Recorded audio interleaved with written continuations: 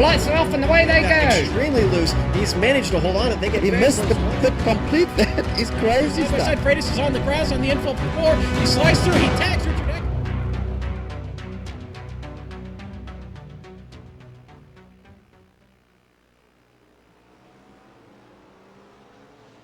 Located in the beautiful hills of Virginia and half a mile from the North Carolina-Virginia border lies Virginia International Raceway.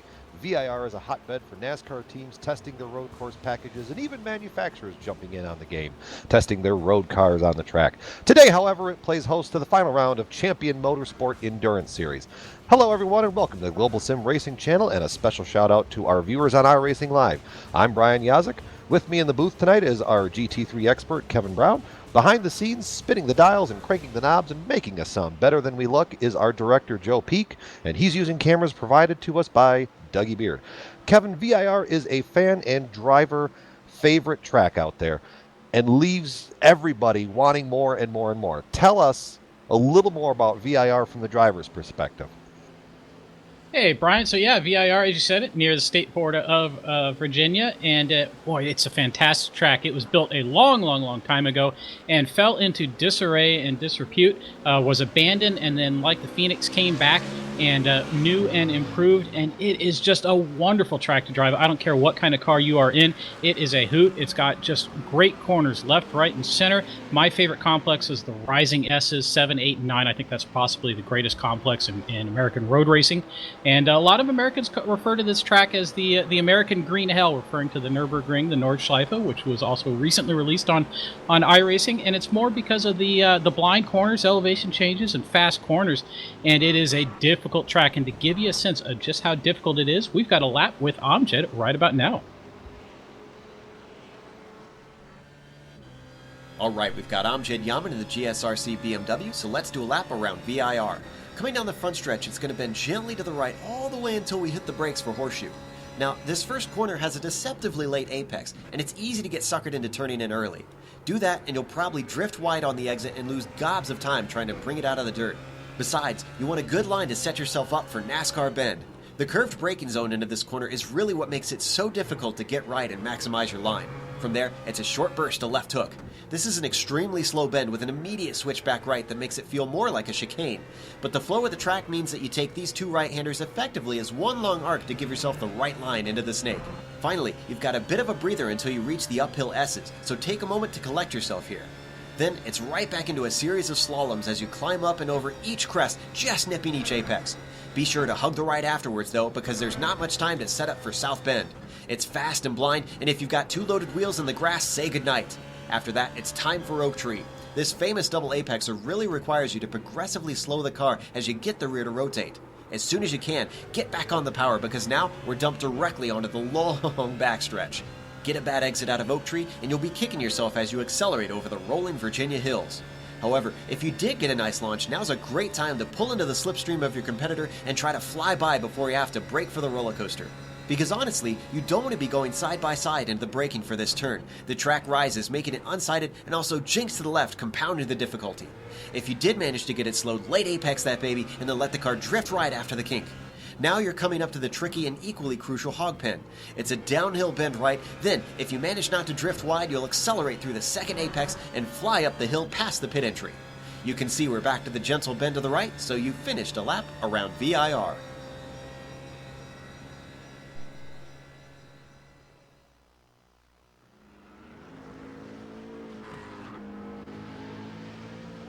As you can see, that is a thrilling ride around this track. But with this race being the final lead-up in the Endurance Series of Champion Motorsport, there's a lot on the line tonight. Wouldn't you say there, Kevin? Yeah, I'd say there's approximately 3 championships up for grabs. The Pro Cup, the Pro-Am Cup, and the Team Cup. Well, let's, instead of talk about it, let's start showing people these championship battles. This is going to be pretty good. All right, so let's go ahead and start with the Pro Cup. I'll just do this since I'm on the mic. So Paul Darling in that Magno Autosports roof, he has got the lead, but Tom Ratchey in the Puffin Racing Pro BMW is just sitting 4 points behind him. Humberto Roca, another 4 points behind. Roca's been fast all season. Drew Lidke is in fourth in the Can-Am Racing McLaren. He's about 15 back of Humberto Roca, so probably not going to make it into the podium tonight. Jason Lundy, Series Admin, is in fifth in another Puffin Racing Pro. In the Pro-Am Cup standings, Tim Collier has a commanding lead over Troy Fagan, and I say commanding lead because the points are separated by 15 and not 5, so just by method of comparison. But sitting there tied for second is Anthony James, also with 75, and 2 markers back off of that is Peter Hebron. And rounding out the top 5 there is Warren McGarry. And in the team standings, Can-Am Racing has that lead by 4 points. Puffin Racing Pro, as I say, 4 points behind Can-Am Racing. As Screw Loose Motorsports in third has driven about 500 fewer miles than the rest of the top 5, even the top 6. So sitting in third, that's pretty well done. Puffin Racing Amateur, though, is in fourth, only a point behind Screw Loose. They have a chance to move up. This could be a great night for Puffin Racing. And Gauntlet Team Racing in P5 with the late charge into P5, as I say, 14 points behind Puffin Racing Amateur. Sounds good. Now, we talked about it a little bit, but let's go back and look at some championship scenarios. In the Pro Cup side of things, we touched about it, where Paul Darling has the lead over Tom Retge by a mere 4 points, and Roca not that far off of him. Really how it's going to shake out, if Roca wins the race, he needs Paul Darling to finish no better than 5th. So, and the other complicating factor is Darling owns the tiebreaker over Ratge as well. So, this is going to be an interesting battle. It might not be as simple as just go out there and win. And then when I mentioned Tim Collier's massive point lead, his fate's really in his own hands. I think if he keeps all 4 wheels on the tarmac, doesn't find himself off into the grass and then off into the fence, I think he's going to bring home a championship tonight. And talking about the track. Let's Kevin. Let's talk about some issues or some fun facts with this track. So I'm going to default to you because you have raced in a lot more GT3 races than I have. Where's some good passing zones today? Well, this is where Richard Losper and I like to argue, and I point out that the entire racetrack is a passing zone, but the big heavy braking zones are turn 1. You got a long straight there that leads into a long braking zone, and then a long tight corner, and a pretty good place to make a move up on the inside, as well as the roller coaster, which is the braking zone at the end of the back straight. Although that is a fast entry, so you have to be a little more careful there. It's a little harder not a little harder, it's a lot harder to complete a pass there. But those are really your 2 prime spots. Everywhere else, you really kind of have to rely on somebody else making a mistake. Which at Virginia International Raceway is a very easy thing to do. So many blind corners, and they're so fast as well that it's really easy to get offline and find yourself out in the toolies. And the other thing to take into consideration as well is this track has 130 feet of elevation change in 1 lap. So when you get all those blind corners, and I spun a couple laps around here earlier in the day, and it's just so tricky to find your line in so many of these corners. And then not helping these drivers today is the weather. We've got 83 degree ambient temperature and the track sitting at 119 degrees. So I know that's going to be hot and slick, Kevin, but how would you think these cars are going to handle? We're going to see a little bit more slideways than normal? Well, you said, yeah, it's going to be hot and slick out there, and the McLaren, at least in my experience, does not handle hot temperatures well. So those guys are probably going to struggle a little bit. But yeah, you kind of said it. They're really going to need to focus on hitting their marks, getting their lines, and making sure they don't drop a wheel off the tarmac and make a mistake, because that's going to be the easiest way to end the race. I think we kind of hammer that point a lot, but they've hit some of these tracks where that's a real big consideration. Bathurst is another great example. If you just got to focus on hitting your marks and getting to the checker flag and not worry so much about a good finish. I know I had a win stolen from me when I had a moment's inattention dealing with a lapper, and I'll never forgive myself for that one here at VIR. But I forget what your original point is. Anyhow, the slick cars. And the other thing we need to talk about that we did not talk about so far is these guys are dealing with a new balance of performance change that they got last week from iRacing. So the roof has been slowed down a little bit, and the McLaren's been given a little bit of speed, 1 lap speed in its qualifying pace, and the BMW has had an improvement to its rear dampers, so it should be better on the long haul as well. Absolutely. Now, we talked about some great passing zones, and I kind of echo your statement. You know, when you're a racer and you're determined enough, every turn is a passing zone if you're brave enough, just like any petting or any zoo is a petting zoo if you're brave enough. But really, the biggest spots in the corners the biggest spots on the track that I'm worried about, and where I'm probably going to see a lot of action, is I'm kind of looking at Oak Tree. Now, it's a deceiving kind of a double right-handed corner, so if you get somebody on your inside, you know, and you're not expecting them to be there, you're going to cut across, and that's a very slow corner. I actually almost think it's the slowest corner on this entire facility. Then the other issue that I'm looking at is the roller coaster. So kind of the 14A combination. It's modeled after Laguna Seca's corkscrew, and I know that has probably excited some of our viewers and sent chills down some of their spines as well. The first lap that I took around here, I completely missed my braking point going into that corner and ended up somewhere in the fence about firewall deep. So how does that sound, Kevin? Is there any other spots out there that you might be looking at for a potential action spot?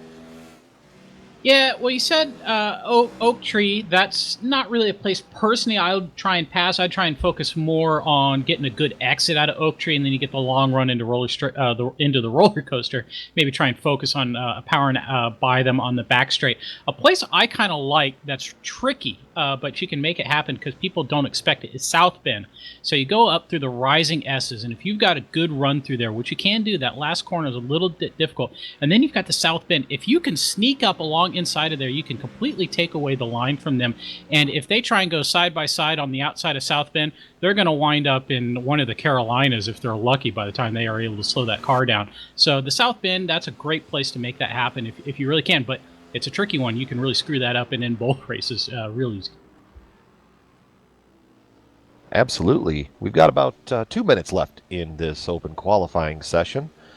See who's on top of things. Humberto Aroca right now is your provisional pole sitter at the moment, but that might change with 2 minutes left. You never know.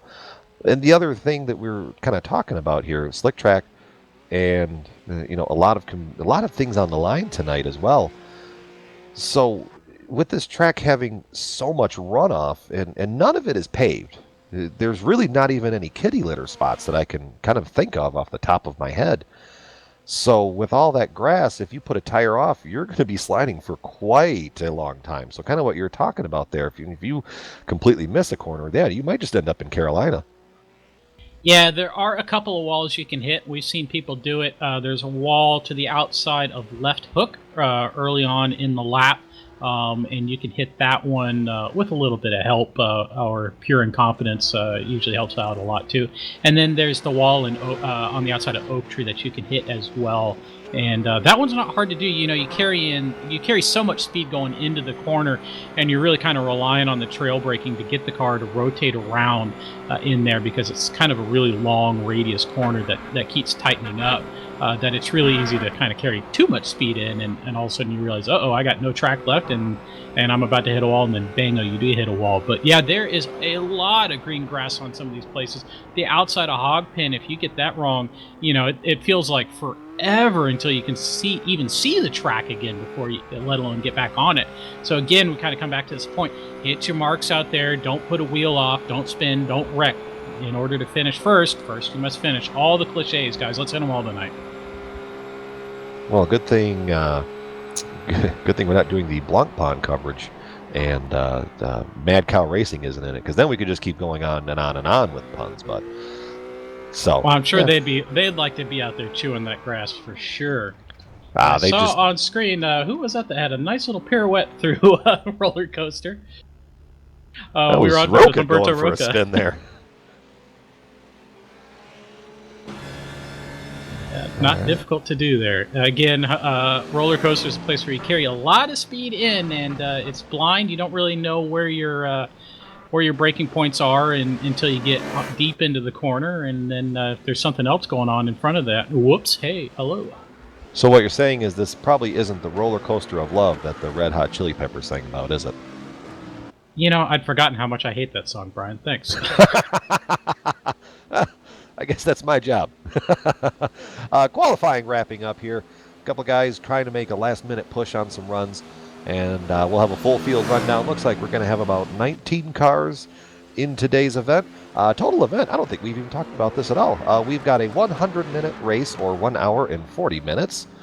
So with that, really quick, Kevin, pit strategy. I know that these GT3 cars can roughly go about an hour on fuel. Is that going to be kind of the main play? It would, except this series is limited to a fuel tank that's about 2/3 size, so they're going to see pit windows in the 30 to 40 minute range. Really, it's about 35 minutes, give or take about 5. So we should expect to see 2 stops tonight. We will probably see a tire change at least once, if not on both stops. Do not run out of fuel. This is one of those tracks where it's virtually impossible to get back to pit lane if you run out of fuel. Even if you're in pit lane, because pit lane's uphill, you're probably hosed. But I think everybody finished their lap? It looks like it to me. Oh wait, Jarrett Lawson I think is still out there, but he's on the back straight right now. Taking a spin around in his roof. He's working his way up to the aforementioned roller coaster right now. I wish we kind of had some real-life telemetry like you see on the real-time TV, where you could see how he's pacing on his lap. But that's just a pipe dream for me. I don't even think iRacing could make that happen. Yeah, it sure would be nice. You see those little DRS signs. Unfortunately, DRS not available in GT3 cars. I'm sure they'd be begging for it. I bet indeed. But even that little the straightaway right there, even that, you're going down the front stretch, there's that little kink to the right-hander. And qualifying has wrapped up, so let's do a full field rundown for you. On pole, as we mentioned in the lead-up, Humberto Roca on pole. To his outside is the Paul Darling. In position 3, Jarrett Lawson, followed by Jason Lundy. In 5th place is Tom Retge, followed by Drew Lidke. Kevin. In 7th place, and I believe your Pro-Am pole positions, is Tim Collier. In 8th, Miguel Antonio Alcrudo. In 9th, James Hume. In 10th, Anthony M. James. In 11th, Troy Fagan. And 12th is David Anderson. In 13th, we've got Warren McGarry, followed by Ricardo Mendez. 15th goes to Mike Reuter. Not posting any times here. 16th, Curtis Pelchin. 17th, Jacques Richard. 18th to Kyle Herron, and Michael Dow rounding out the field, shotgun to the whole field. All right, so one thing we have not talked about, Brian, that we desperately need to talk about is the orange zone. This action, or rule, I guess I should say, preventing action on the first lap. So this is a cautionary zone where if you make contact on the first lap in the orange zone, the admins will look very poorly on it, and you will probably be sanctioned appropriately. So tonight's orange zone is from the green flag through the snake. That's the corners 5A, 6, and 6A. So there's the short middle straight of the track there that leads into the rising S's. At that point, all bets are off. You can pass willy-nilly as you want. We should say that the orange zone doesn't mean you can't pass. You just have to pass with extreme caution and don't wreck anybody. You basically have to take that part of the track through the first lap like your grandparents would be driving you to church. Well, my grandmother, she doesn't drive very fast, so I'd rather not do it at 10 miles an hour. Well, I love you, Grandma. And hello to the grandmas out there tonight as well that may be tuning in. All right, as you see on screen, cars are going to be rolling here in a second. Got a full pace lap, so let's find some other stuff to talk about. Who's your... I'm going to go out here. Who's going to be your pick for the win, Kevin? Boy, you know, it's hard to argue against Humberto Roca. He's kind of had a stranglehold on both the Endurance Series and the Sprint Series this season, I guess I should say. Really been tough to beat. When he's on, he just kind of drives away, and then he's able to just manage his tires and his traffic after that. and I think that's going to be helpful tonight if he's able to do that. And considering that pole time almost half a second, no, indeed over half a second faster than the next fastest car, Humberto looks pretty strong. Okay, so you've put the commentator's curse on Roca being the fastest thing out there. It doesn't have to be me this time, because I still feel a little bit of guilt for cursing Victor Tanaka in our previous Champion Motorsport coverage. I'm going to go with Paul Darling. Kind of not that far off on the from the tree of good picks, but when you got that championship, he's going to on the line. He's going to drive really, really smart. He's probably not going to put his car in a whole lot of squirrely positions, and he's looking to bring home that big championship tonight. And speaking of championships, I don't think we've talked about it tonight, the difference between the Pro Series and the Pro-Am Series. Have we talked about that? I do not believe we have. All right, so quickly, the Pro Series, two separate championships out there tonight. They are all competing for the same overall points, but they are not competing against each other in class. So really, the difference is the Pro-Am Series is for drivers with an I rating under 1600 or otherwise deemed not the pro drivers by the admin. So there's a little bit of give and take leeway. We've seen, I think Drew Lidke was last season's Pro-Am champion, and he's now in the Pro Series. Other ways to identify that, any driver with a 100 series number is a Pro Championship driver. Any driver with a 200 series number is a Pro-Am driver. Drivers with green number plates are Pro-Am drivers, and drivers with the cyan, the blue number plates, are pro drivers. If I didn't confuse you, I'll do that later on tonight. Well, we've got an hour and 40 minutes to confuse everybody at home, but let's hope we can tell a good story while we're doing it, right? Let's hope. As you see on screen, field working their way up the very long back stretch, working into the roller coaster. I'd love to, get them all riled up right now, but I don't even know if Paul Page himself could make the pace lap exciting around some of these road courses. This is one of the, so many of these pace laps, I get a cramp in my right foot trying to just squeeze the throttle just enough that frequently I'll just drive around with my left foot on the throttle. It helps a lot, I think. Well, typically for me in these GT3 cars, I'm well out back on pace, so I just kind of take my time catching up to the field. I look at the scenery. I've seen some squirrels. They looked merry. So, life is good. Field on screen working their way through the final sets of corners. You're going to see the Ford Mustang pace car dive off as the field goes through Hogpen. And now working to the front stretch, we have a rolling start. Field is away. And green, green, green. We are underway at Virginia International Raceway. Roca finds his way to the preferred line going off into turn one. I have a feeling that everybody, because of the orange zone, is just going to kind of fall in line. Nothing really aggressive. Paul Darling's facing a challenge on the inside there from Jarrett Lawson. He's going to give up the spot, but he might give up a little bit more as they work their way through. He takes a very defensive line through there on Jason Lundy. And now, as the field is working closer and closer to the end of the orange zone, coming up right through the 5A, 6, and 6A, everybody threw a little bit of dust kick up, and now these guys can really start winding them things out. Everybody's out of the orange zone. I don't see anything big going on out back, as you've got Roca leading his way through those uphill S's. Gosh, that is a beautiful camera angle right there. Working his way towards Oak Tree through South Bend. Everybody seems to be minding their manners. Kevin, do you see anything out back that I missed? No, you said it. Everybody's minding their manners out there. Nice, clean start from everybody. And as you see on screen, Roca leading. He's already got a couple car length, about a 5-car length advantage over Paul Darling. Riding second, you've got 2 Roofs out front, followed by 2 BMWs, followed by 2 McLarens. So kind of a neat little parody out front as we ride off the wing as they work their way. A little bit of a squirrely moment going through the roller coaster from Roca, but he seems to find his way through it. Paul Darling has Jarrett Lawson coming up on him, and we're working our way through the... Oh, we got a wreck. Warren McCary and Mike Reuter.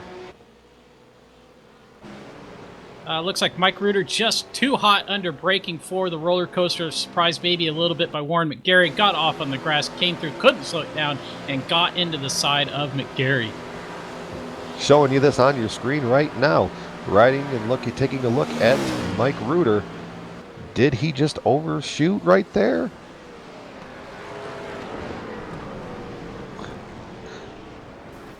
Oh, wow. Yeah, he missed his line there and found himself in the grass.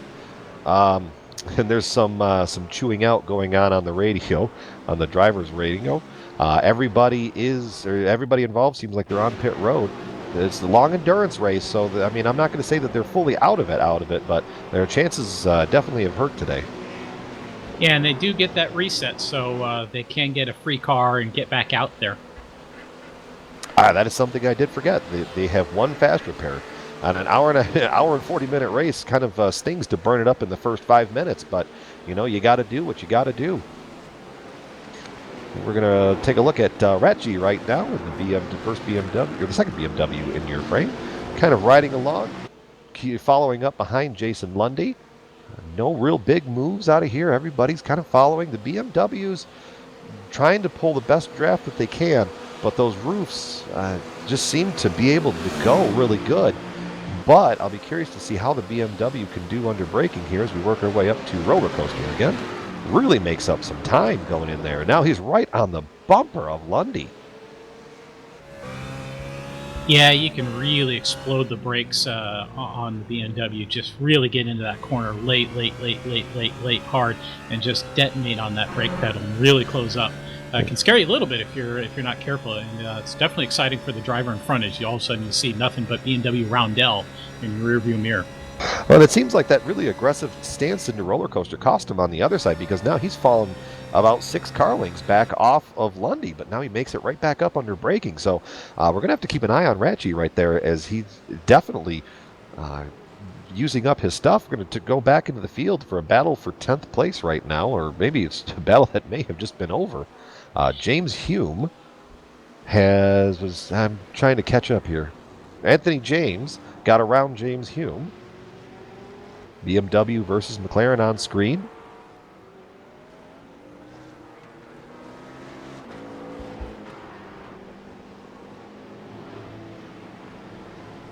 I'm getting information that Hume was actually making a run at James, but couldn't quite make it happen as they worked their way through NASCAR Bend, which is in my research for this, I found that was quite an interesting name, as Jay Hume. He's going to have to slow down there because he absolutely missed that corner. Well, it's not the preferred line for the climbing S's, but I guess that'll do. It will do, and I'm sure that the lawn takers, or the lawn people at VIR will appreciate mowing that bit of grass for him. Going to jump on board jump out to Jason Lundy, who's going to make his move. That's a very aggressive position for a pass, but now Lawson's going to have the advantage coming back in, but now the preferred line's going to switch back to Lundy. Is he going to complete the pass? Yes, he is. Very well done. He's definitely using up the braking in that BMW, as he was able to clear and gap Jarrett Lawson by quite a ways coming through Hog Pen. And now Jarrett Lawson is going to have Tom Ratchi right on his rear bumper. So let's keep an eye on this battle, because we know that the BMWs are really good under braking. Let's see if he's going to try to make a move going into one. He's definitely going to try making the move, and he's get the inside. He's going to hold the preferred lane, but can he get the stick to come out of the corner? No, just a little bit of wiggle out there. He's still going to stick it on the inside, but now the preferred line's going to switch back, and now he falls right back into line. No, he's not. He's still trying to make the outside work. That's definitely a bold strategy through there, Kevin. It is indeed, Cotton.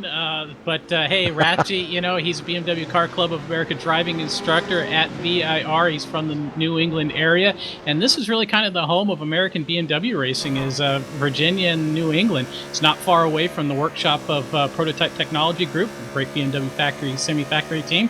But good run from Ratchi. That was a nice, aggressive move into turn one. I really liked it, and then kept it going. But I want to give some kudos to Jarrett Lawson last time by in the roller coaster, helping Lundy make the pass and not kind of forcing the issue, and maybe ending both of their races, just 7 minutes in. And Ratchi getting a bad run through Oak Tree. Jarrett Lawson got a very good run in or excuse me, on the exit. I don't think he's close enough behind Jason Lundy to make anything happen this time by, but he's definitely holding off Ratchie for this lap. An update on the first lap calamity that got a couple drivers caught up. Mike Reuter has retired from the race and has actually disconnected from the server. So any fans of Mike Reuter out there, that's what's going on with him. As we're watching Jarrett Lawson try to make an over back under on Jason Lundy, but he just couldn't hold it together under braking. And now you're watching that BMW just try to scoot away just a little bit. Let's see how they work their way up into corner one down this very quirky front stretch. And I don't even really want to call it a front stretch, because you get that slight bend right there by the other oak tree. Let's see if Lawson decides to make a move. No, he's going to fall right back into line. And we're going to stick. You know what? Let's jump back to position number 8. Tim Collar is right on the rear bumper of Miguel Antonio Alcruda, or as Miguel Alcruda told us a couple weeks ago, Junior is going to be his new nickname going forward. And if you also notice, if you can see it on screen, iRacing really tweaked the engine backfire on the McLaren, and it looks absolutely beautiful. Yeah, it is pretty cool. I am enjoying seeing the backfires come out of the back of the car. Great little weenie roast setup you got going there. But nice little run from Miguel Jr. Tim Collier having a good run behind him. We've seen Tim Collier be very consistent throughout the season, and that's led to his points lead in the Pro-Am Championship. So he is not worried about Miguel Alcrudo for the points championship. Miguel, to be honest, I'm not sure where he is in the standings. He's only run a couple of races at the most, but Tim Collier looking pretty good right now to take home that Pro-Am Championship. Having said that, we still have 90 minutes left in this race, so plenty of time for something to happen. And here we go, Jarrett Lawson on the inside of Jason Lundy back into the roller coaster and takes that position right away from him. Well, that was a bold move through there. I mean, that worked. I was really surprised to see the BMW kind of fall to the wayside right there. But, wow, you got a little close to the edge of that. That is not a spot that you want to go off, because you can see from the camera angle, there is nothing but grass separating you from that far wall out there. And you cannot get these heavy tin tops to stop on grass. It just is not going to work.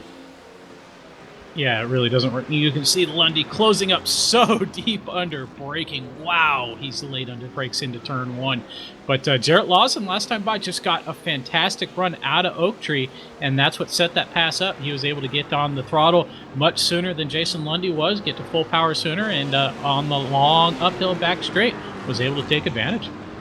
Well, let's see if that BMW can make the same kind of magic happen again as they work their way through the snaky part of the track. Right now, man, that roof can just get through there. Yeah, it looks like Jarrett's really got that car dialed in. He had a great season, well, a good season, I guess I should say, in the Bonk qualifying season. I don't believe they made it into the Pro Series. I did not either, so I'm not going to pick on him for that.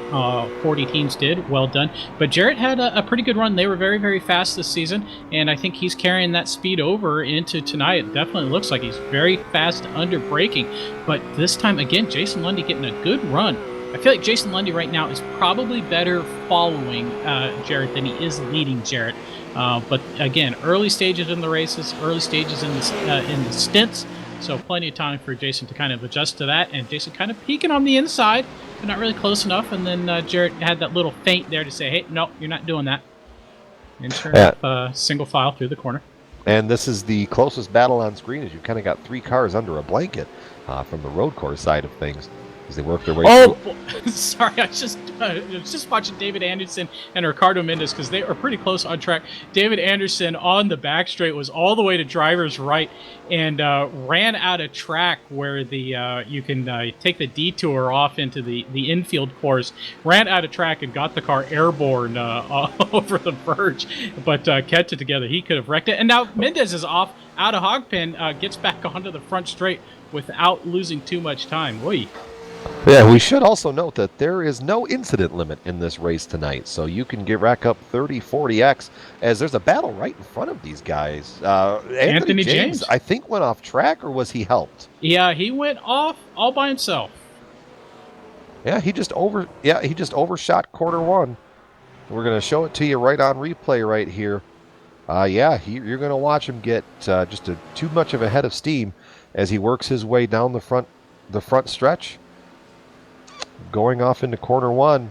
He just missed his braking point. I wonder if that BMW behind him was that Hume. I think that was behind him. Yeah. James Hume potentially. When you got a car that close up on your rear spoiler, you might take your eyes off the road just to see where he's sitting at, and then by then you've missed your braking point by. I mean, it could have been in something as simple as 100 feet on track, but with the way that you get such a good head of steam going down that front stretch, you need every bit of braking zone coming into that corner.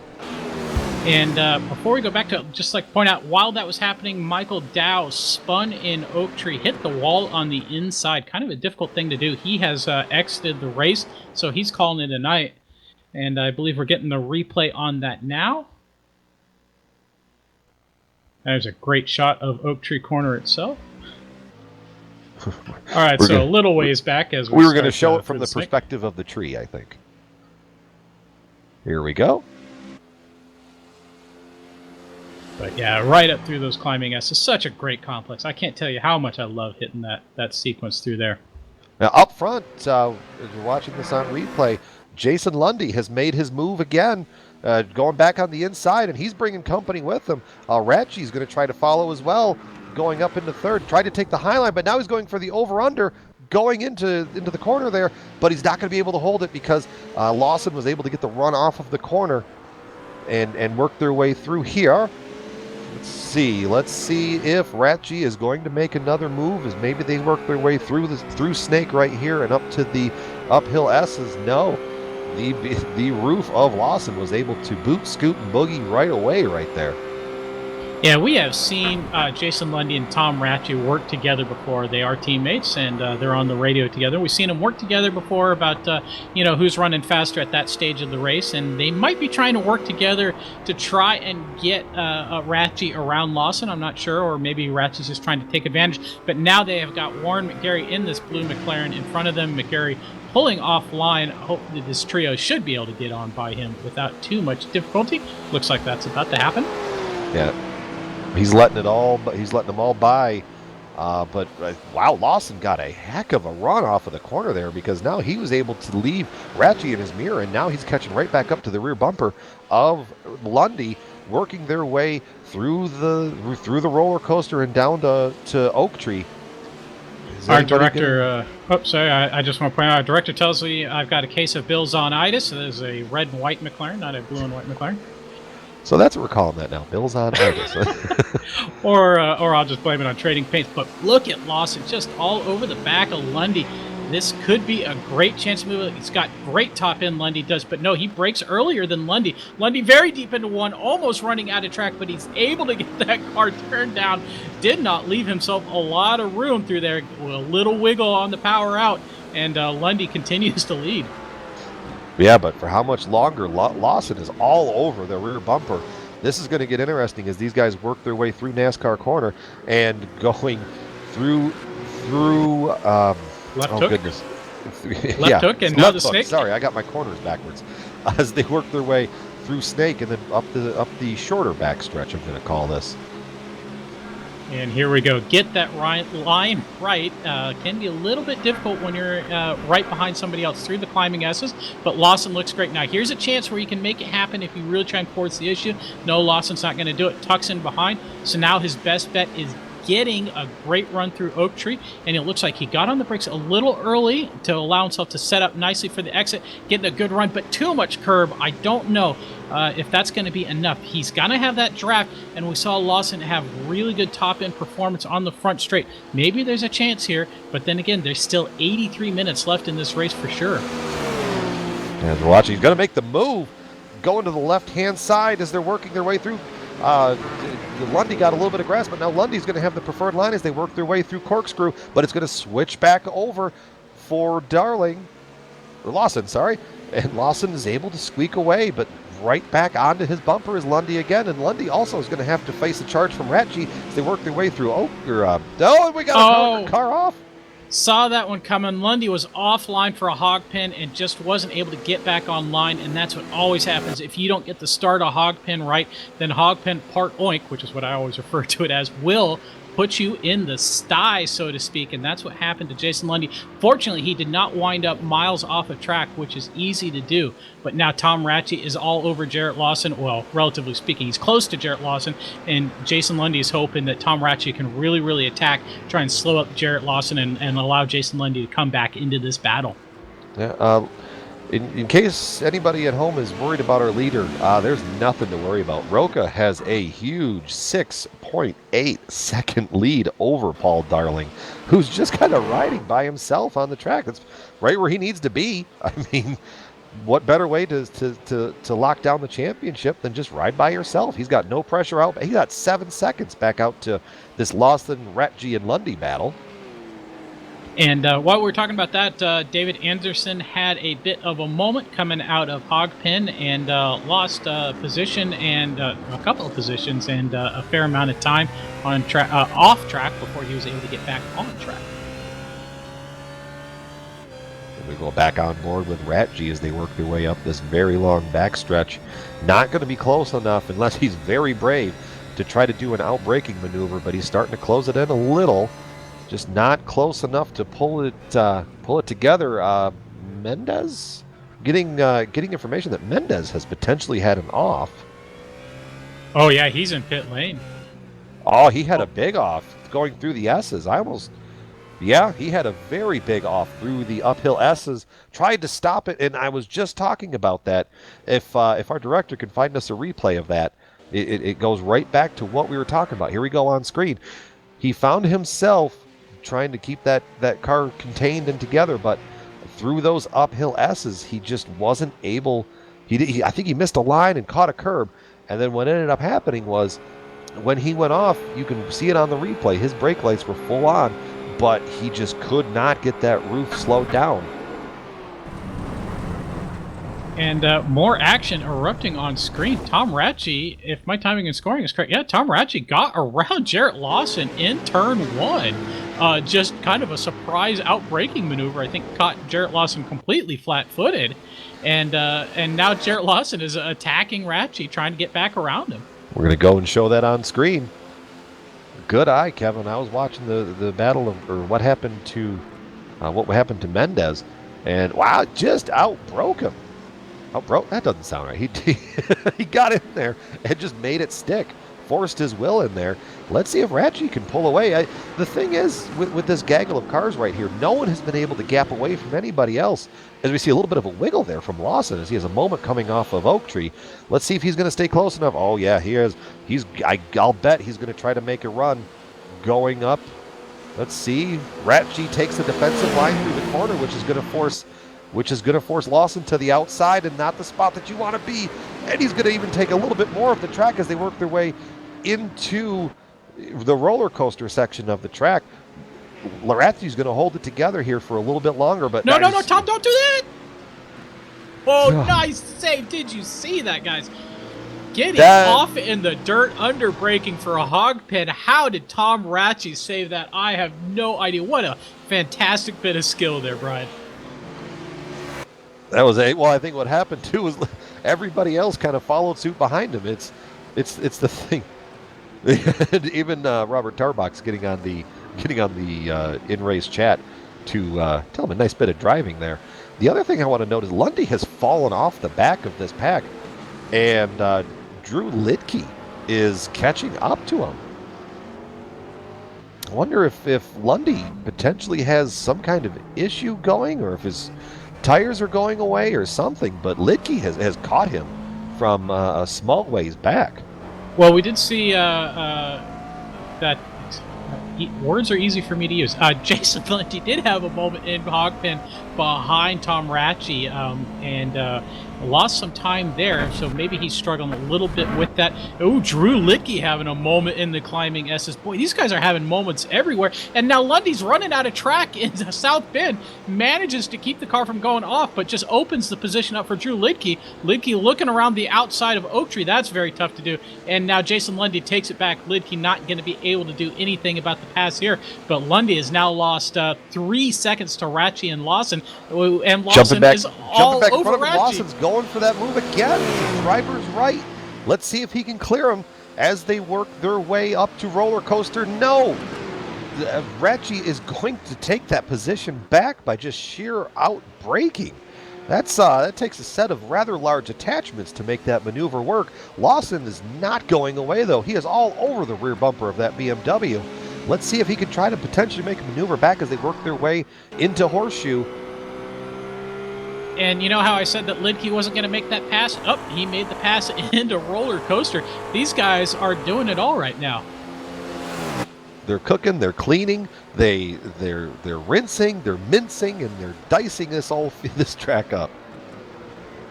And now Lundy is around Littke into turn 1. So these guys are passing it back and forth. I have the feeling that Jason Lundy probably feels that he's the faster car right now, doesn't want to fight with Drew Littke, just wants to get by and get gone. But Jason, you made a couple mistakes the last few laps. You got to keep that car clean if you're going to catch that battle. And right now, with the battle that Ratchie and Lawson are having, that could fall into Lundy's favor.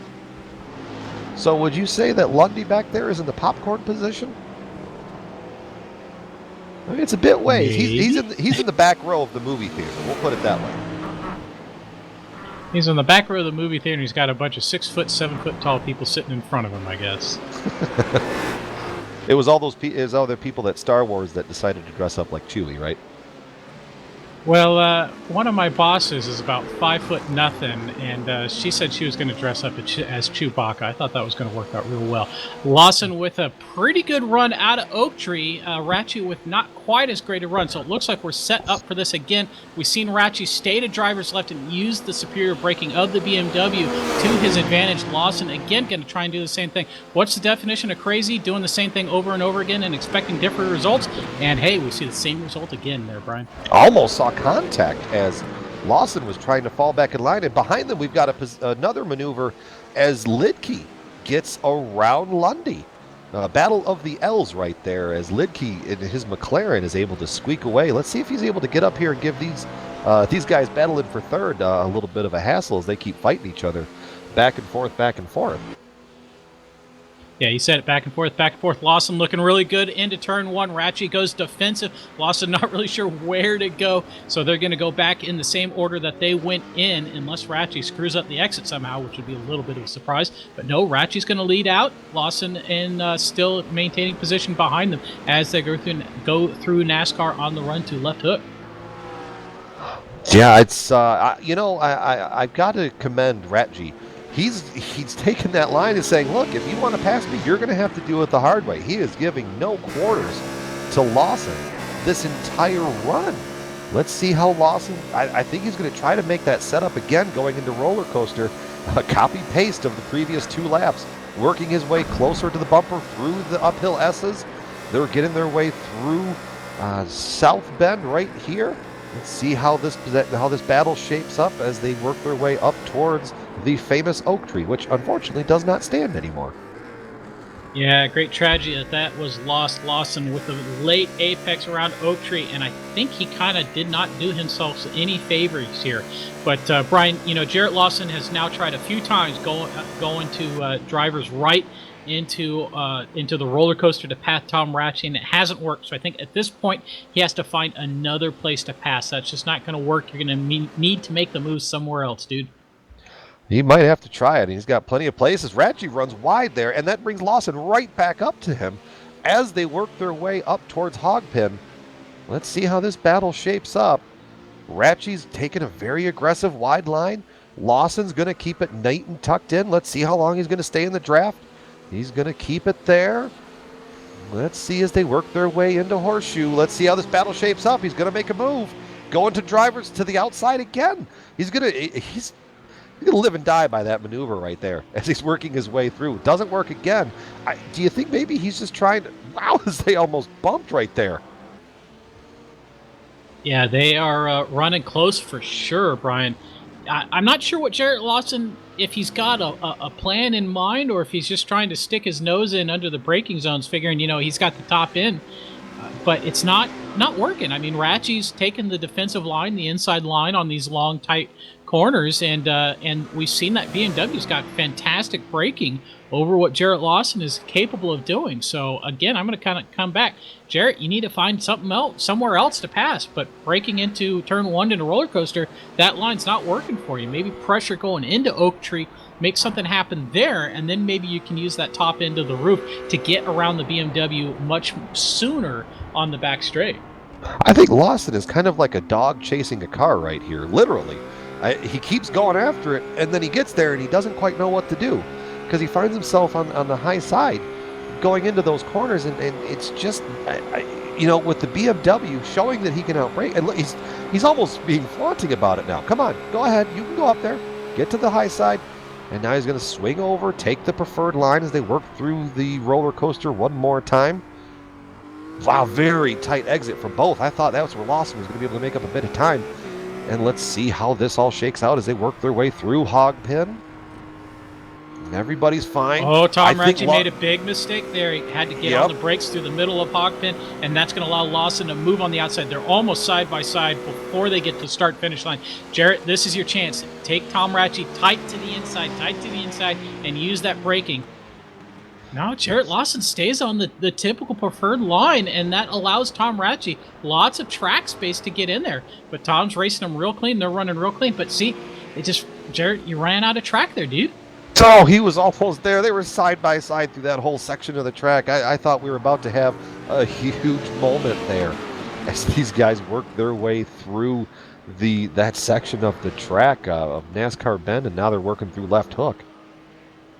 Tom making a mistake through into the entry of Snake. But yeah, I'm going to go back to that again. Jarrett Lawson, by staying on the standard driver's line, shot himself in the foot. If he had moved more to driver's right and pinched Tom Ratchie, give Tom Ratchie room, but force Tom Ratchie further to the inside, that would allow it would allow Jarrett Lawson more room to outbrake himself and have a wider radius into turn one.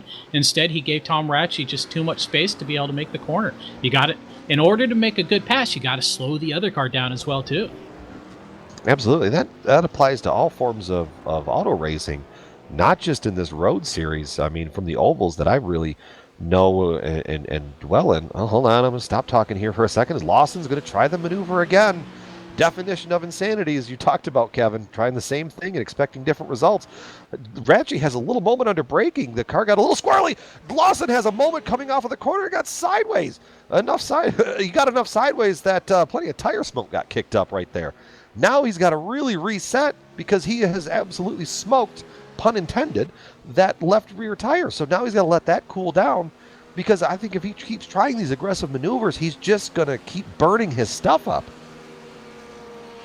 Well, and our eagle-eyed viewers may have noticed that Paul Darling has lost some ground to the overall leader, Humberto Roca. Eagle-eyed viewers, just like our spotter did, and that's because Paul Darling, a couple laps ago, had a big off on the exit of NASCAR, but was able to rejoin safely, only lost a bit of time. So now Tom Ratchie sitting in third, 11 seconds behind Paul Darling in second, and 25 seconds behind Humberto Roca. This is the battle we've been watching and talking about. Tom Ratchie, Jarrett Lawson in fourth, Drew Lidke in fifth, closing up slowly but steadily on Jarrett Lawson. Jason Lundy in sixth has caught back up to Drew Lidke. Remember, Lundy was running in third for the early stages of this race, and then a little bit of trouble and dropped back.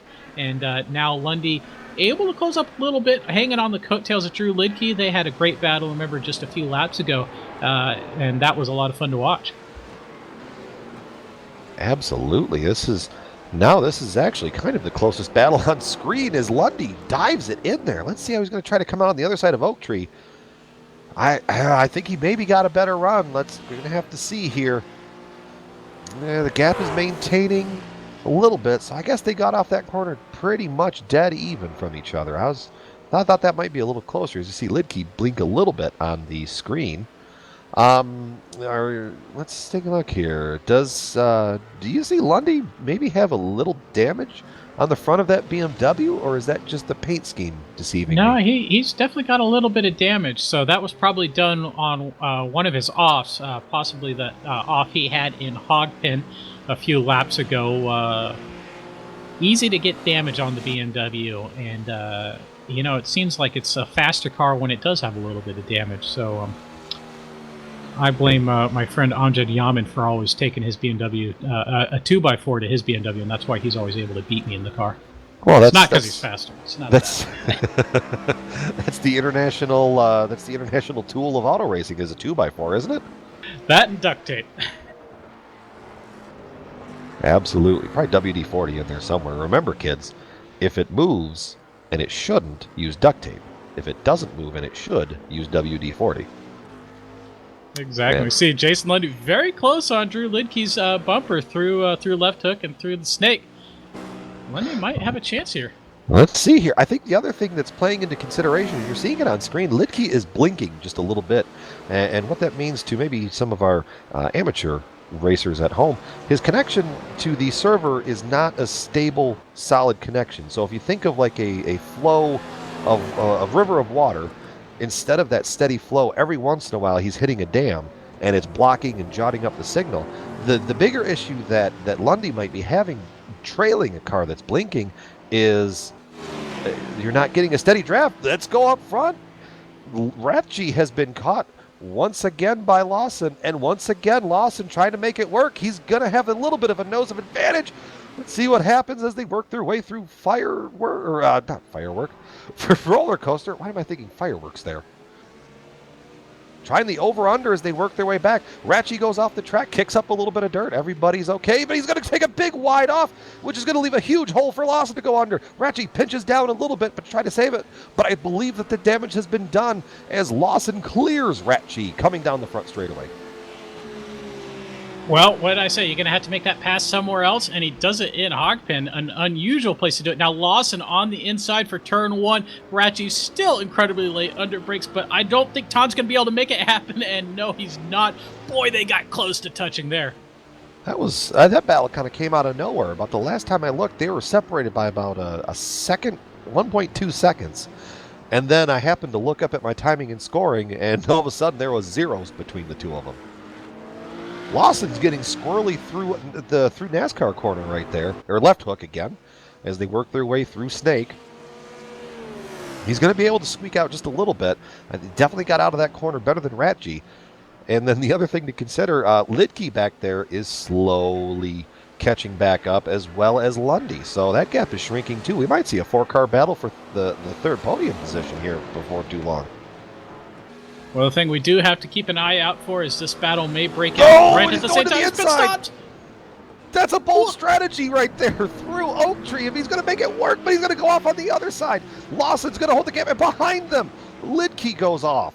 And now Lawson keeping to that high side again. He's definitely got the momentum as they work their way up this long backstretch. But is the BMW going to be close enough to try the outbraking as they work their way through roller coaster? Let's take a look here. We're watching with it, fans. Let's go. He's going to outbrake him going in there. Gosh, golly, that's a mighty brake pedal on that BMW, because he was able to come back. He was back to the rear tires and was able to catch that all back up under braking. I tell you, yeah, that BMW is good under brakes, and Rathje and Lundy really seem to be maximizing that entry into roller coaster.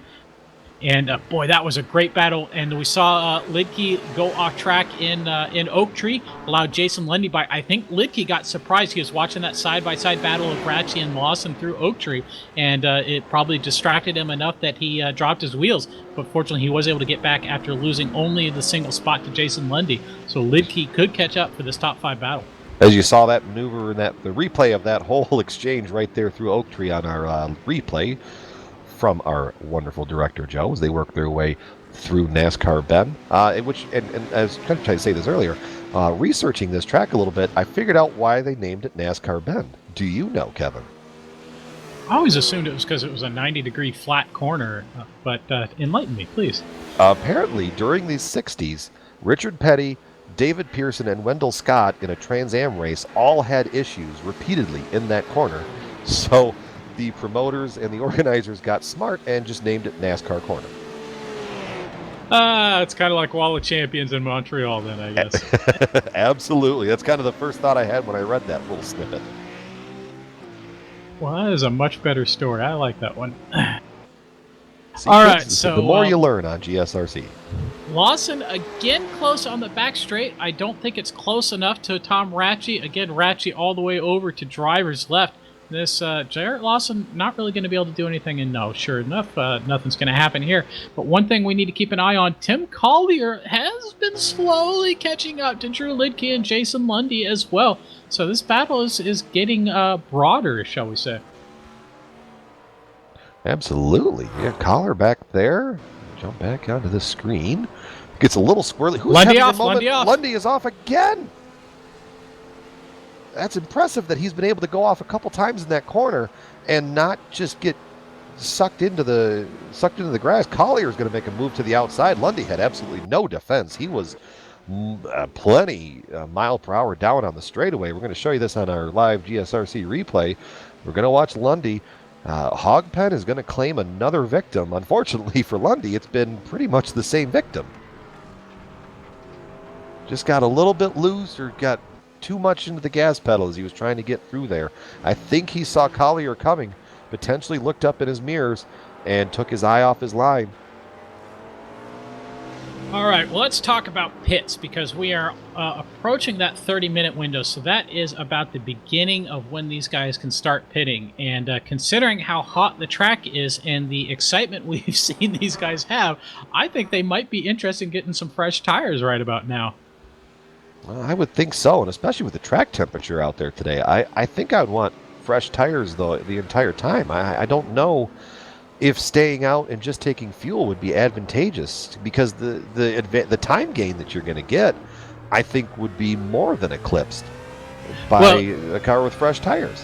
You know what we haven't talked about? We mentioned the balance of performance update that happened across the roof, the BMW and the McLaren.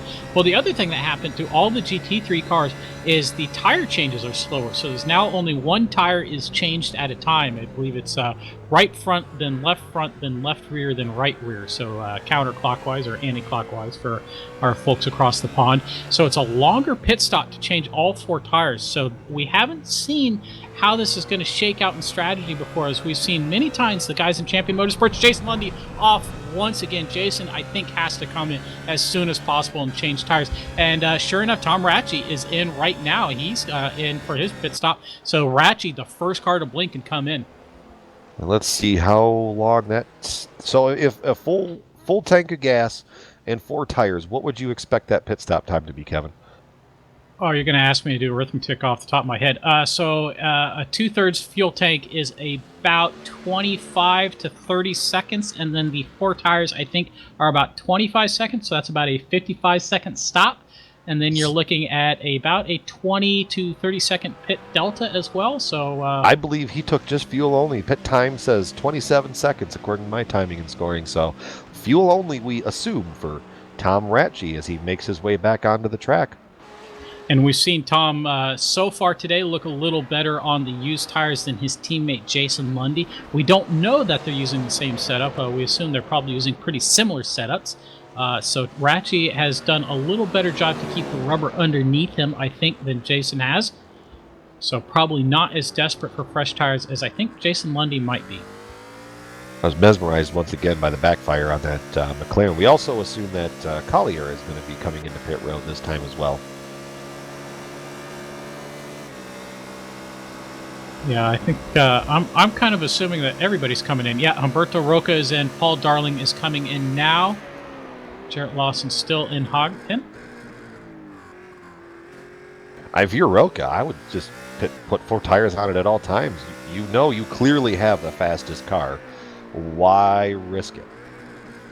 Yeah, it's kind of tempting right now. He had that, what was it, about 15-second lead over Paul Darling. And he's still on pit road. Oh, Humberto goes up in the air. So Humberto is taking tires. Paul Darling does not take tires. Darling is out. So we're going to have an effective new leader, Paul Darling, taking over the position from Humberto Roca for our effective stoppers. Lawson and Lundy have not stopped. They are in the lead of the race. So now, right off the bat, just over 40 minutes into this race, just under 58 left to go. We now have, let's see how that gap shook out between Darling and Roca. Yeah, it looks like it's only about 5 seconds right now on track. Well, my one interval hasn't quite caught up. Because Roca, where's Roca at on track? He is working his way through NASCAR Bend? Yeah, he's Darling's working his just way hitting the through climbing NASCAR. S's right now. So that's a fairly big gap, actually. But now here comes the other side of things. With these guys having to make one more stop, does Darling take tires next time and Roca not take tires? So this might just all even itself back out. Well, the wise man once said, "We shall see what we shall see." Let's take a look up at Lawson. I want to see if he's going to dive onto pit road this time, working his way through roller coaster and down the track to hog pen. Let's see if he's going to make that hard right-hander. Still on the loud pedal? No, he's coming down into pit road. Smart decision there. Stay out for Lundy a lap. again off in hog pen. That one looked Jason, a little bit more you gotta serious. come in now, buddy. Yep, here we go. Jason is in now. Wow, that was some impressive run up to the pit road timing line right there. And Paul Darling has now officially taken back over the lead with a gap back to Roca. Let's see how the timing and scoring shakes out here once Roca gets around, because Roca, let's see, Roca is at the start-finish line now. And where's Darling? Working his way up through NASCAR into the left hook. So that's about 19 seconds on track. Let's see if he's going to be able to make up. Let's see if he's going to make that up. This is going to be fun to see. All right, so our driver's in pit lane right now. Jarrett Lawson up in the air. He's getting fresh tires. Tom Ratchey on by. Jason Lundy has not gone up in the air on my screen. So, nope, Lundy is out. So Lundy is staying on those old tires. And, boy, I don't know about that one, Brian. That's definitely a bold strategy, Cotton, right there. Well, unless Jason thinks he was just making mental mistakes and that it wasn't the tires, that's about the only thing I can think. Or he thinks it's only going to be a one-tire change race. Yeah, and and now the other thing to take note is he's on clean track by himself. He's got 5 seconds up to David Anderson, who's in front of him, who has not pitted yet. And he has, back to Lawson. Lawson's working his way through the left hook right now as Lundy's working his way through Snake. So he's got about 5 seconds out back as well. He's in a nice clean gap by himself. Let's see if those errors stop and cease. Yeah, that's going to be the good question. The other question that we have hanging fire, Paul Darling versus Humberto Roca. Well, Roca right now is about a second a lap faster, maybe even a second and a half. Humberto Roca gaining time hand over fist. It was 19 and a half seconds at the start-finish line. Currently on track, it's about 17 and 3/4 seconds between Paul Darling and Humberto Roca. Remember, this is our battle for the overall lead. Paul Darling did not take tires. Humberto Roca did take tires. I think right now we're assuming that for the second and final stop, Darling will take tires and Humberto Roca will stay on the old tires. So this is a battle we need to keep the eyes on. That is for sure. Yeah, it's 17 seconds. Last time by... Oh, it wasn't that bad. The last time by, it was Paul Darling ran a 148.8 to Roca's 148.3. So 5/10 of a second. I think that's the fastest lap. Paul Darling's last lap was a 150.6. That is absolutely correct. That's what I get for looking at the wrong column. Yeah, 156 to a 148.6. So yeah, just a minor 2 seconds a lap faster. So under that math, it will take. See, I'm not just going to leave you hanging out there. I'm going to try to do some math off the top of my head. 2 seconds a lap. That's roughly going to be 8 laps with the lap time that these guys are running. It could take. Well, this might get interesting then, because I mean, logic says he's going to get there, but that was 22 laps there. Let's jump back to 11th place. as we're taking a look on screen, as James Hume is looking to advance his position over Troy Fagan, giving some guys some love here that we really haven't talked about a whole lot. James going to the inside, not a whole lot of room there. He's making the room through there. Let's see, is he going to try to outbreak the McLaren as they work their way? Yes, he is. Or James potentially, or not James, yeah, it was James. Yep, it's the battle of James and James. Oh, that's only confusing. One first name, one last name. But then the other thing to keep in mind. Roca. Troy Fagan off. Oh, right Troy in front Fagan. of Troy Fagan is off. Is he going to stay off track long enough? He's going to get to the inside and let Roca go by. Oh, he kind of didn't know where to go there. They both kind of shimmy and shanted one way back and the other. We're going to show you Troy Fagan's off through here. We'll be catching up to it on the GSRC replay. Right off through Hogpen, collecting another victim. And then, okay. Let's see what else is going through here. Now the other, Roca is behind James and James. Only on track, not on the leaderboard. Correct. Now, we saw this battle between James Hume and Anthony James earlier in the race. Anthony James was leading that, and then James Hume had a mistake and went off track. I believe that was in Hogpen. I can't recall exactly at this moment. And there was a big gap. But on the pit stop strategy, I'm showing on the pit stop times, Anthony James had a 69 second pit stop as Anthony goes off the track out of South Bend. Easy thing to do. Gets it wrapped up. Humberto Roca trying to figure out, what do I do now? I don't want to collect a McLaren. As Anthony James pulls over on the side, he's going to get out of the throttle, allow Humberto Roca to easily drive by. Anyhow, my point was, Anthony James, I assume, took tires since he had such an incredibly long stop, longer than anybody else. James Hume had the shortest pit stop of everybody out there, so I'm assuming Hume did not take tires. That'd be a safe bet right there. Yeah, that 16-second stop, that screams fuel only. And I don't even know if that screams a full tank of fuel, because we look at Ratchie's pit time, and he only took fuel, and he went to 27 seconds. So what was Roca right in front of the battle right there, almost has an off. Hogpen almost claimed another victim, and it would have been a high-profile victim in Humberto Roca. All right, so the laps slowed down a little bit for Humberto Roca. That was a 1:49.6, so that was a second slower than his previous lap, but he is dealing with traffic, so that explains that. Paul Darling picked up a little bit of pace, was about 0.2 faster than his previous lap.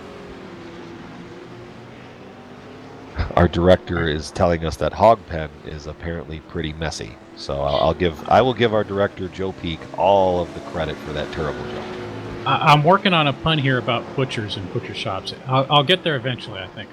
Well, what's that line from Tommy Boy? I could stick my head up a something, but I'll just take the butcher's word instead.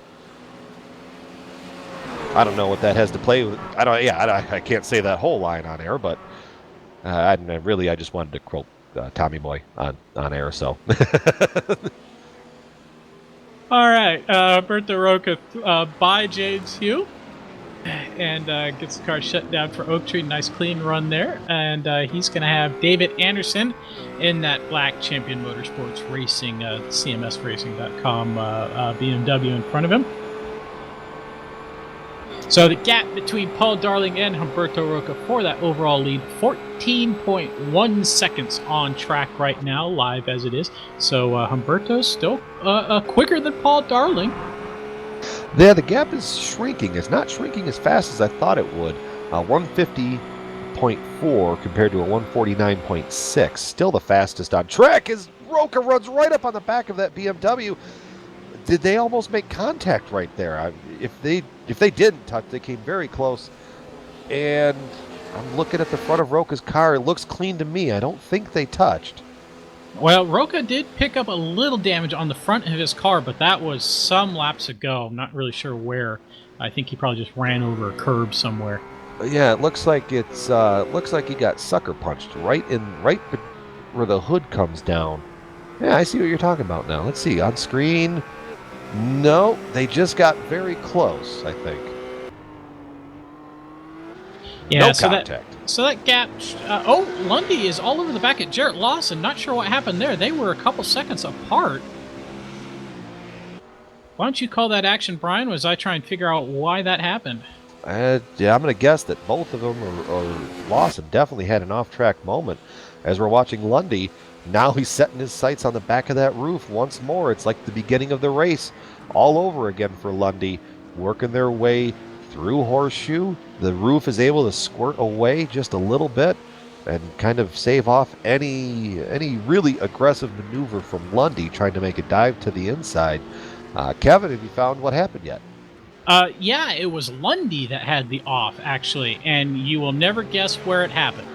I'm going to say, does it rhyme with Schmogpen?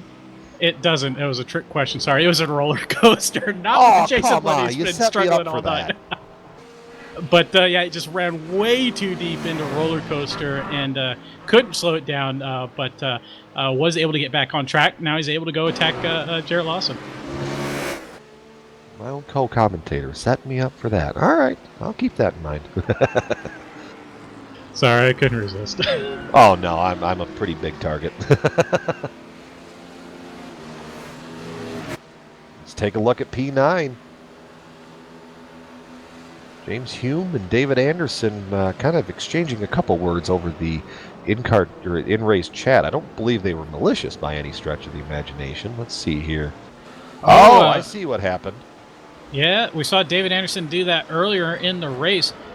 He likes the inner DRS sign. The outer DRS sign has been being hit by everybody and a couple of cows today, but David Anderson's been going for the one on the inside. Yeah, that was really weird to see the car snap loose on the inside like that. Yeah, I would suggest he turn up the traction control a little bit. If you're seeing the car get loose on the exit and snap to the inside, it's usually an indication that you're losing the rear end under power, and that's easily counteracted by just turning up the traction control one notch. The downside is if you are all the way up on traction control and you got nowhere to go, well, then you need to come off the throttle a little bit with the right foot. Can't be too as aggressive there. See, that would be my problem, because typically I run around these cars with full traction control on. Yeah, it doesn't leave you any leeway there, does it? Yeah, no mercy. No mercy. Oh, so you're Cobra Kai too, eh? Really, let's see the... Yeah, this closest battle, that's what I was just trying to figure out. This closest battle on track is the battle for 9th, 10th, and 11th. James Hume, David Anderson, Anthony James. And it's about a second and a half, 2 seconds apart. Each car, you see Anthony James close... Wait. Oh, that's Warren. All right, that's why I'm confused. Warren McGarry is the McLaren in front of Anthony James between David Anderson. So the battle for 9th, 10th, and 11th, not quite as close as you might think it looks on track, as Warren McGarry is going to pull off to the inside, allow Anthony James to drive on by. Warren McGarry just riding around for points and pride right now after getting caught up in that lap 1 collision and roller coaster.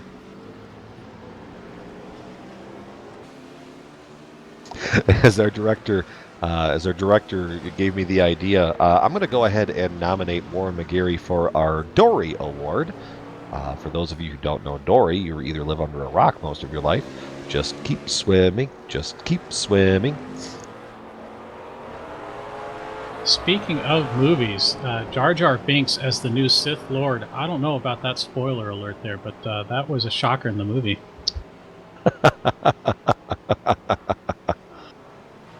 All right, let's on that note, let's go to the popcorn stand and get some refreshments for ourselves. We're going to take a slight break here on GSRC. We'll be back to you on the other side to finish out the race here at Virginia International Raceway. Stay tuned.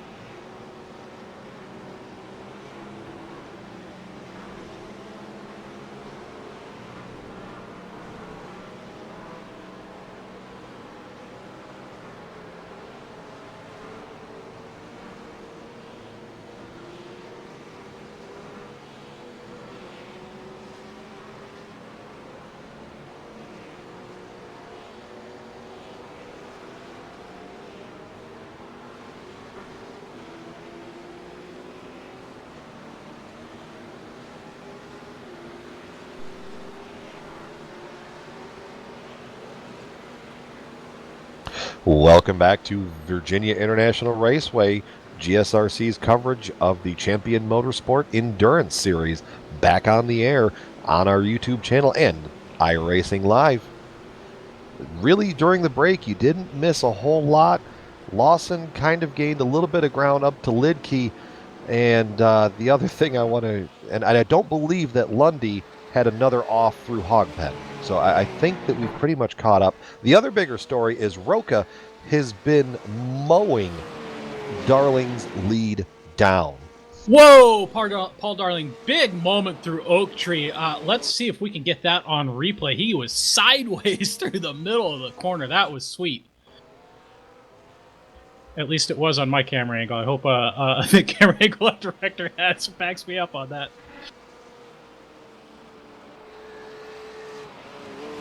Let's see here. Going up through Oak Tree. Let's see. Where does the moment happen? Oh! Let's go on board with that one. That looked kind of fun.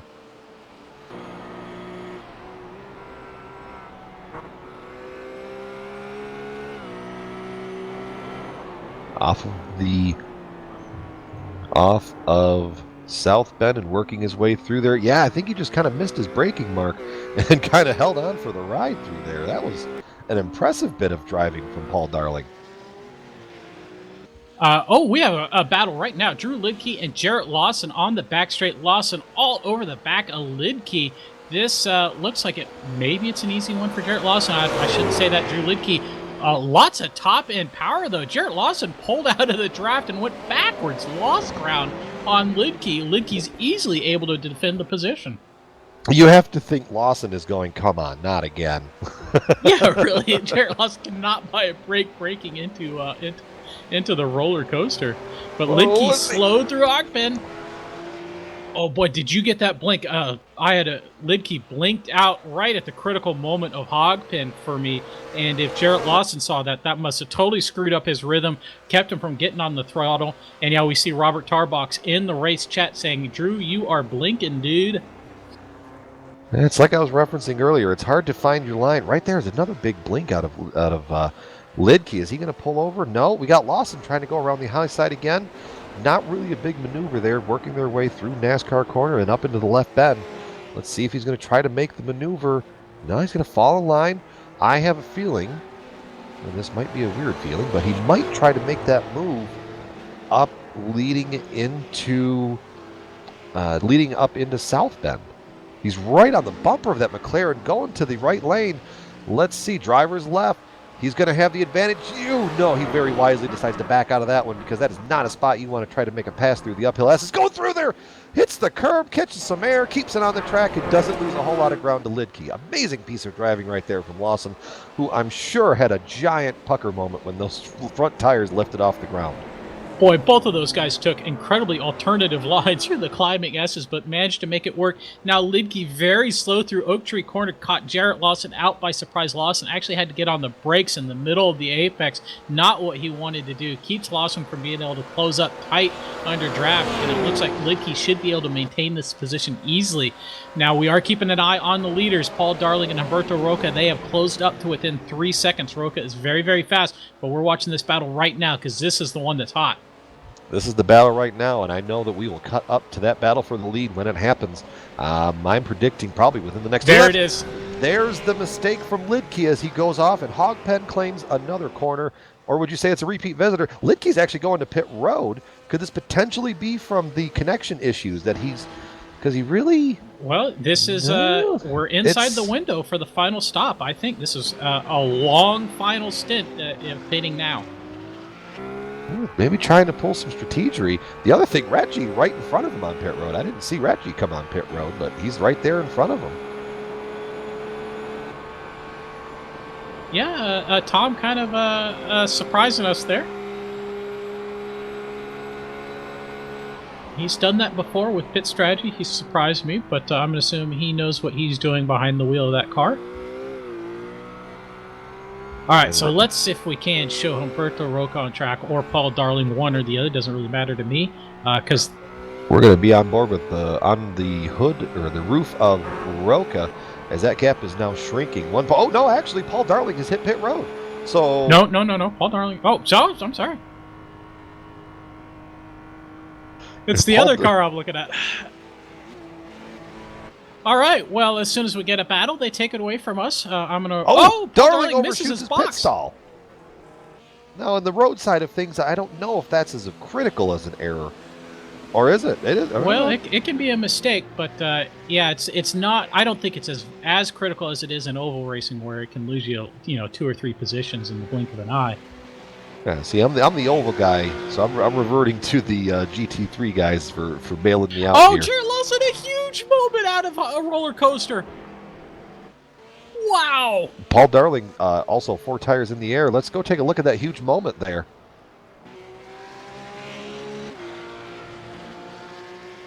Well, we'll just... Okay, so Kevin, tell us about it. We don't have a replay, unfortunately, but looks like Jarrett went a little deep under braking, tried to carry too much speed. Huge clouds of smoke coming out of the car as it was going sideways. Got all 4 wheels off the track for the left-hander and was able to rejoin. But a big pucker moment for sure. Well, now this is going to be an interesting strategy as we talk about the difference between Darling and Roca. Darling was on pit road heat for longer than he was in the first step. Jack was in the car, 4 tires up, so now he has fresh tires. If Roca short pits, he's on hot, old, slick tires. Do you think that might bring these guys back together, Kevin? I think so. I mean, it can be. I mean, we saw Humberto was driving away from Paul Darling at the start of the race, so we kind of have to assume that on an equal footing, Humberto's probably a little quicker. But I guess the question is, are the fresh tires, that much faster than the old tires? And I don't know. I'm not sure how hard Humberto's actually been pushing this last stint. I kind of feel like he was actually being a little bit conservative. Well, if conservative is running, half a second off of your best time in the race, then well, I don't remember, even have a good pun for that. Humberto hasn't been pushed at all this race. Remember, he had about a second lead on Paul Darling on the first lap of the race. So I think right away he was able to kind of be conservative. I just have the feeling that he hasn't pushed. Like, I feel like there's a little bit more that he has in reserve that he hasn't given. Now, maybe Paul Darling has some in reserve as well. We're both going to put that theory right out to rest. But here's how we can know. Humberto Roca right now, his last lap was a 148.9. We saw, which is a little bit slower than his fastest lap of a 148.3. Paul Darling's fastest lap is a 148.8. Was running on the old tires, was running 1 minute 50, 1 minute 51 laps. And so we're going to see what this flying lap is going to be. If he is in the 148 region or low 148, then we know he has definitely got the pace right now. Humberto Roca is sitting on those high 48s. We watch now we're watching Paul Darling on screen. Roca's working his way just on the other side of roller coaster and working his way down through hog pen for one more time around the course. Let's see if he decides to make that hard right-hander onto pit road. No, he's going to stay out. So now this is going to be a good testament here. Roca's last time, he comes across the start-finish line now, 148.7. So what I'm going to be curious of is exactly what you were talking about, Kevin. Let's see what Darling's lap time is. Yeah, I mean, if Humberto was thinking ahead and just trying to save his tires a little bit at the beginning of the stint to give himself more tire at the end of the stint, then that's going to pay off huge, and Humberto's going to have it all. If Humberto was pushing hard at the beginning of this stint on fresh tires while Paul Darling was on his old tires, then Humberto's not going to be doing as well at the end of this race. But again, Humberto on those old tires running faster than Paul Darling was able to do on old tires. Right now, I really feel like Humberto Roca has all the advantage. But then again, Paul Darling doesn't really need to do much. He's sitting second in the race, but Paul Darling's sitting first in the championship, this being the final race of the Endurance Series. I think Paul Darling, probably the bigger goal here is to bring home the championship, baby. Well, absolutely, and him running second is pretty much all but going to steal his fate for the championship. If we remember, he has to finish at least 5th to worry about losing the championship. Oh, Jarrett Lawson comes in and he overshoots his pit box. Everybody overshooting their pit box. Okay, so Paul Darling's last lap time, 149.5, compared to Roca's 148.7. Now, Darling is also kind of in a bad scenario right now as he's stuck behind Tim Collier. And that's got to be hampering that lap time just a little bit. And it doesn't get much better because Darling, and then in front of Collier, you've got Lundy. Lawson, no tires on his pit stop. He's going to run it until the end now. Yeah, Darling probably very frustrated right now. Just can't seem to get around Tim Collier. Probably saying, Tim, get on your brakes, pull over. But Tim Collier is sitting in front of Darling for position. So there's absolutely no reason that Tim Collier has to pull over. You know, this is Tim's got the spot by pit strategy, and that's Paul Darling's mistake. Absolutely, and like we just referenced, he's sitting 4th, which is well within the lock position. So he really doesn't have an incentive to push the issue here. Because if he finds himself right up and getting involved with Collier, he could set himself off, and that could bring Miguel Antonio Alcrudo back into this. Darling's going to make his move to the inside and is going to have a huge, maybe not quite that big, but he's going to be able to definitely clear Collier as they work their way into roller coaster again. Now, Darling working his way on the other side of roller coaster sets his sights on the much traveled and much adventured Jason Lundy's BMW. As they work their way through Hogpin, Lundy runs right out to the edge of the track. Paul Darling holds the inside line. This is going to get good as they work their way up into corner 1 horseshoe. Darling staying in the tire tracks of that BMW of Lundy. He's getting close. Is he going to make the maneuver? He's down onto the inside. He's going to try to outbrake a BMW, and he's going to do it. Wow. Very impressive bit of driving from Paul Darling right there, as now he has stormed his way back up to 2nd place. All right, now let's keep an eye on this Lundy-Collier battle as well, because remember, these two were fighting on track before the last pit stop round. Jason Lundy, you know, he started in 3rd. He's currently in 3rd right now, but he has had a few adventures on the night. Not probably his finest race. I'm sure he's glad that we're bringing that up over and over and over again. But Collier not far behind Jason Lundy, so maybe Collier able to make something happen here. Time will tell, as we just have now under a half hour left in this race. And Humberto Roca stayed out again this lap. He is through NASCAR right now. Well, and Roca's really in the power position right now because he's clearly got enough fuel to run probably another 4 or 5 laps, I would say. So with that, all he needs to know is how much fuel he needs to get to the end, which can even shorten up that last pit stop that much more. Yeah, I think so. I mean, he's got to be pretty close to the end. I mean, we are an hour and 10 minutes in. The kind of rule of thumb is 35 minutes is the fuel stop. You know, maybe 40 minutes on more conservative tracks. Virginia International Raceway, not exactly conservative on the fuel. So I would expect Humberto in probably this lap or maybe even the next lap. Well, and I'm using my math off of his first stint where he ran 22 laps and then pitted. So he's on lap 38 right now. So I'm just kind of multiplying that up. That's 44 and he's on 38. So somewhere in the next 4 to 6 laps, I would imagine we would see the roof of Roca. That's going to be fun to say. Into pit road for his final pit stop of the day. Yeah, that'll work. So let's keep an eye on timing and scoring as well, because finally Paul Darling has clear track. So this is his best chance to attack since he got those fresh tires on. Humberto Roca stays out. Well, and actually from the lap time standpoint, he was about 1/10 of a second quicker than Roca on the last lap. Roca just went by start-finish and laid down a 1:48.8. Let's see what Darling is going to be able to do. It's going to take a little bit of time to get back around to the start-finish because Darling is only at Oak Tree. Or no, he's working his way through South Bend right now, working down to Oak Tree, whereas Roca is making his way all the way through Left Hook. So quite a huge interval between these two.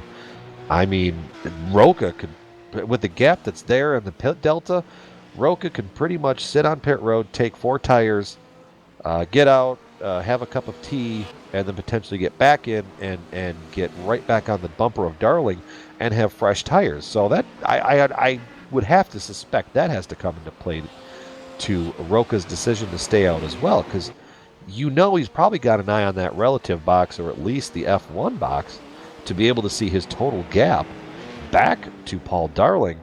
So, and if you have that much time on your hands, why not bring it in and put 4 tires on it? You have literally nothing to lose, and on fresh, equal tires, you were a half a second to a second faster than Paul Darling anyway. Well, you kind of took all the words out of my mouth, so. I'm part strategist deep down inside, so that's kind of how I would think about things. Then again, that cost me a win on this channel at Iowa Speedway. Well, here comes Roca through hog pen right now. We'll see if he stays out this lap or comes in. Staying out one more time. And I have nothing to base this on other than my Irish intuition, but I feel like Paul Darling needs to be running laps a second faster than Humberto Roca to make this work. And right now with Roca probably running a little bit quicker than Paul Darling, this doesn't work for my my intuition's sake. Based on science and hard facts, there we go. Yeah, I was just going to say, looking at hard facts, Roca 148.6 last time by to Paul Darling's 149.3, so potentially Darling, knowing that he has a 7-second interval back to Lundy and everybody else behind him, might as well just take it to the end, collect the big prize that everybody wants to collect at the end of the season, and take your championship. So, speaking of Jason Lundy, Tim Collier has caught back up to him, only a half second apart on track right now. Here we go. This is going to be the best battle on screen that we've got. Tim Collier closing up on the BMW, but we've seen those amazing BMW brakes being able to take Lundy pretty much anywhere on the track. And Jason was super early on the brakes into roller coaster. Now he says he's pitting in. He must have suddenly realized he was short of fuel. That's the only thing that makes sense to me at this second. Yeah, that could potentially make sense. You see Lundy's BMW dive off into pit road, which moves Collier up to the final position on the podium. Because that just didn't make sense. Lundy didn't make any mistakes going off track, and yet he lost about 2 seconds to Tim Collier on track. So he must have accidentally stayed out a lap too long and then realized, oop, can't do that. And Jason Lundy has just gotten his reset, gotten a fresh car out there. A little bit of strategery there to make sure your arrow's all nice and clean. Strategery and a lockbox. Yep. All right, so here we go. So Paul Darling has finally completed a lap on relatively fresh tires with no traffic around him, and it was a 149.5. The previous lap, Humberto Roca, no traffic, old tires, a 148.8. Now, having announced this as done and dusted, Richard Losper and I have done that many times over the course of Champion Motorsports broadcast, and you cannot do that in this series because something always happens at the end. Yeah, so for the viewers at home that may not have caught the last Champion Motorsport broadcast, Victor Tanaka had a massive lead coming to 5 minutes left to go in the race, and I had made a comment that with the lead that he had, he could come off of the final corner, do a couple donuts, and keep going straight and still win. No sooner did those words leave my mouth than Tanaka had a moment coming off of the corner and walled it right to the inside wall, costing him the win. So yeah, you hit it right on the head, Kevin. Champion Motorsport, you don't know who's going to finish where or how everything is going to shake out until that checkered flag is out. Yeah, it's just been the most amazing series because I am certain that every single race there have been shenanigans and fireworks breaking out in the last 5 minutes somewhere on track. Not always the lead. Frequently it's in a podium battle that breaks out at the last second, but there has always been excitement at the end of the races. Which is our way of saying, stay tuned, don't change the channel.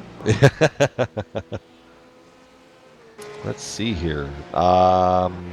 Miguel Antonio Alcrudo pulls into pit lane. We have not spoken much about him today. He is having a quiet race. Absolutely. Junior's having a pretty quiet race. Kind of keeping everything clean on the front of that car. And, maybe just might not have the pace here at Virginia International Raceway that maybe he had at Zolder, I believe that they were at the last race. Donington, I think it Donington. was. Yep, that sounds better. I don't know why. Zolder, that was a different thing.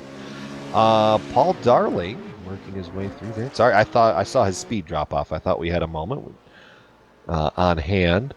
Roca still staying out. I mean, is there any way possible? No, it's not. It's too early to call that. I was going to say, is there any way possible that he's trying to stretch this to the end? No, there's no way you could do that. Well, we just told the viewers at home that anything's possible, and now we're telling them that nothing's possible. Yeah, he's still probably within 2 laps, I would imagine, unless he's short pitted on that first run. I don't see any. I mean, he's running clear track by himself. There's really no one near him remotely close at all.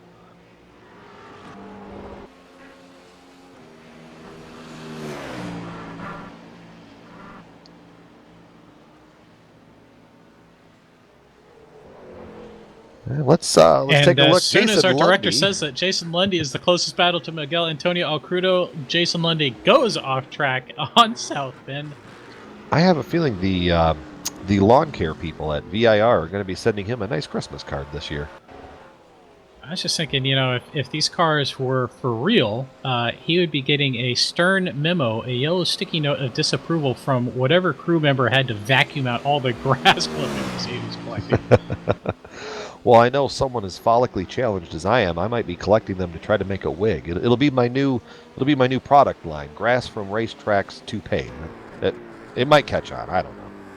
Sure to be a hot seller everywhere. All right, let's keep an eye on Jarrett Lawson and Tom Ratchett's battle for 4th and 5th. It's about 1 3/4 seconds on track. Both have stopped their final stops, I believe, unless I'm being lied to by timing and scoring, which would not be the first time.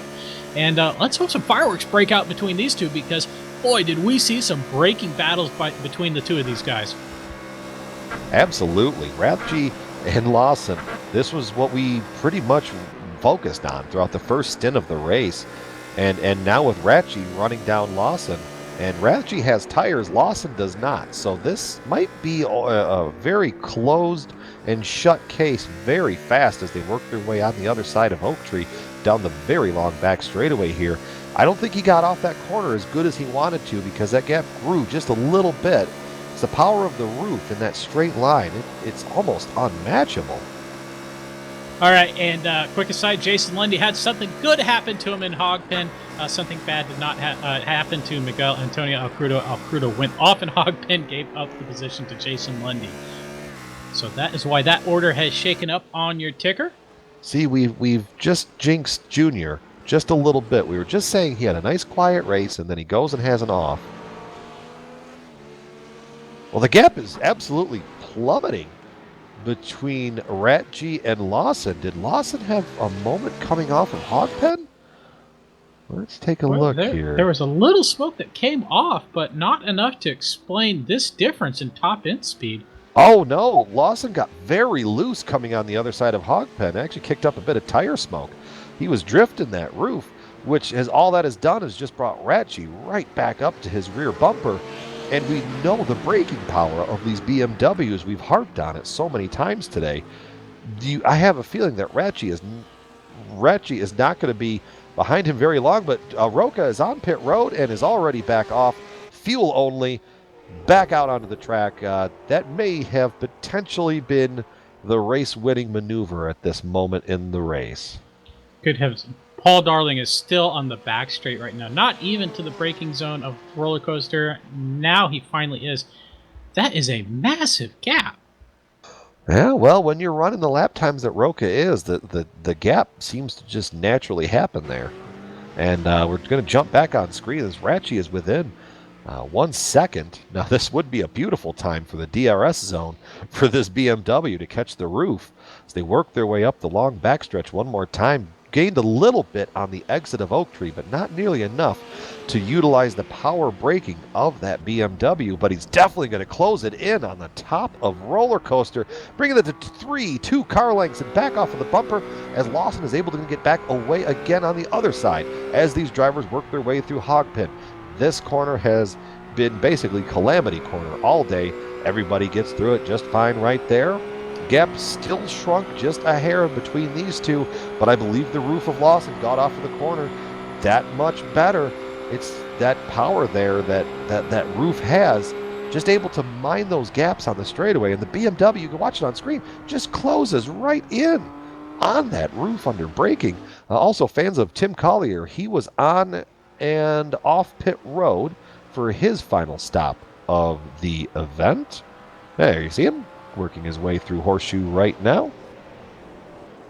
Or This getting is an interesting battle for me between Ratchy and Lawson. We saw the shoe on the other foot, so to speak, with Ratchy leading Lawson, and Ratchy was able to defend so aggressively and well against Jarrett Lawson.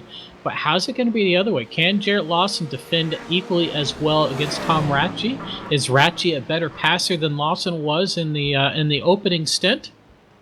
Well, we definitely know Ratchy is not afraid to put that BMW anywhere on this track, including the grass.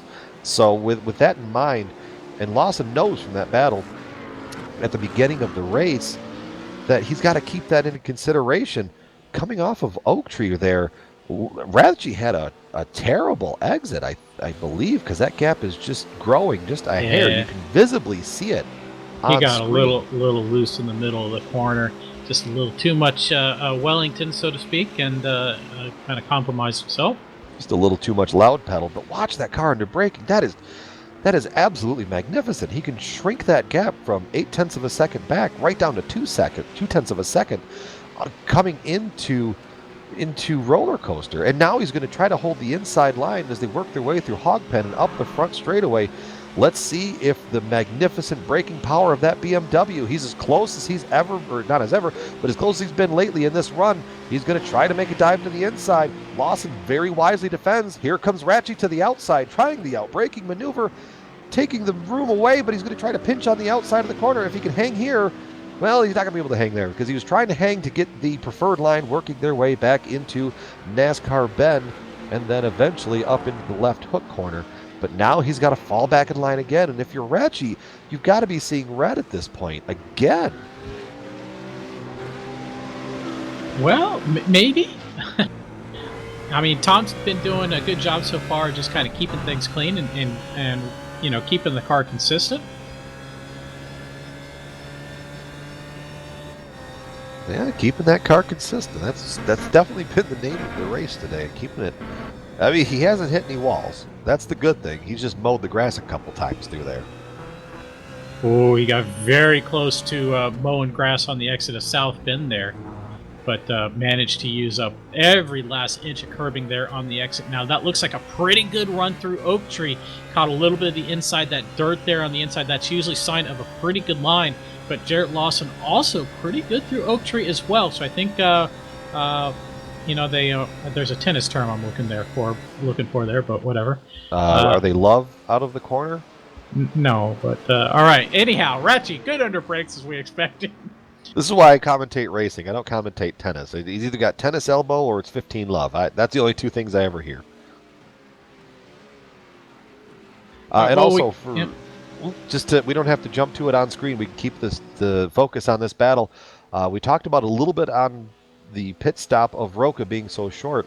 The gap between Roca and Paul Darling, if it flashes across the screen, 44 seconds. So fairly safe to say, nope, I'm not going to go there. Not going to go there. There's still 13 minutes left in the race. Roca he's in a very comfortable position, as is Darling, because Darling has a 31-second gap back to Lawson. So, unless utter catastrophe happens, Paul Darling will be your Champion Motorsport Endurance Series champion. You know, that is just a fascinating gap to me, because before they went in for the first stop, Humberto Roca had a 15-second lead over Paul Darling. So that middle stint, Humberto Roca absolutely nailed. And Paul Darling, he didn't have any significant mistakes. It's certainly not 30 seconds worth. But boy, that gap that's kind of mind-boggling to me right now. And Tom Ratchey going wide again on South Bend. Easy there, Tom.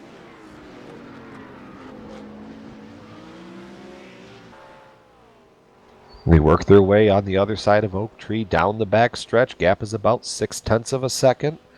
As they come up, let's see, it's still too far back to try to make a super aggressive move unless you think you're Superman back there. But he's catching a little bit of a sniff of a draft off of the roof. Going to close it right back up under braking. Very aggressive braking. Oh, wow, he got right there. Definitely letting Lawson know, hey, I'm here and I can outbrake you into this corner all day, every day. Let's see if he's going to be able to hold this gap as they work their way through Hogpen. You watch Lawson catch a little bit of the curbing right there. Kind of maintained his exit. No, he maintained the gap, but he got a little bit of a worse exit than Ratchey. Ratchey's close enough to probably try to make a move as they work their way into corner one. Unless he's brave, which we know he is. Definitely going for it. They're going to be very close. Lawson shuts the door on Ratchey as they work their way on the other side of that corner down into NASCAR Bend. Well, I'm keeping an eye on Jason Lundy. He has closed up on Miguel Antonio Alcrudo. This battle again going wonky as Alcrudo passed Lundy a couple laps ago. And Lundy now back all over Miguel Jr.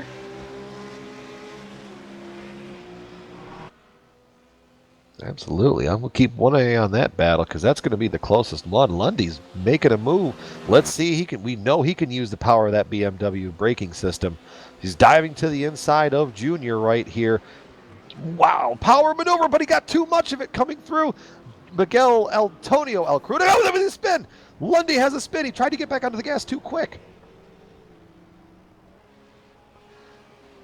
Oh, my director tells me he touched the grass. We're going to show that on replay, I think.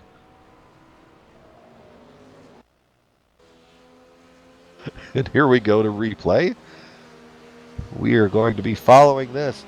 And your heart has to kind of go out to Lundy. He's battled back.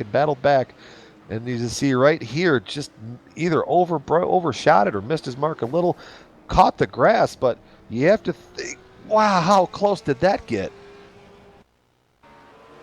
Man, I feel bad for Jason. We frequently commentate that he has a bad qualifying performance and then he runs well through the race.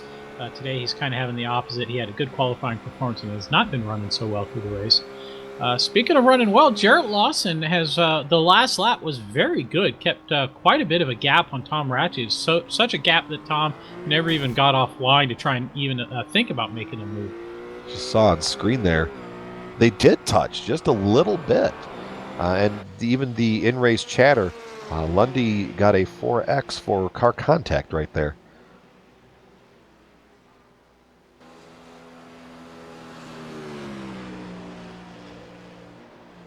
Amazing battle right there. Let's see. Well, now the closest battle on track is Ratchey and Lawson again. Lawson got a great run through the 5A, 6, and 6A corners. The snake. Why does it always have to be snakes? Well, lizard doesn't quite flow off the tongue. All right, what can Ratchey do through Oak Tree this time? Looks like what he does is about the same as what Jarrett Lawson did. Lawson got a better exit out of Oak Tree because now Lawson gained 0.2 on that on the BMW there of Ratchey. Not close enough. Ratchey makes it back a little bit because of the high-end power, but he doesn't quite keep close enough to make the braking power of that BMW work to his advantage. If anything, he's trying to keep right up there.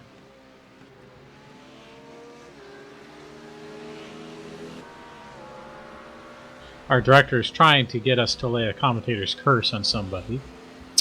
Yeah, no, we're not falling for that one, Joe. There's still 7 minutes and 44 seconds left, as you see on screen. Roca has a very commanding lead right now, but the race is still going on.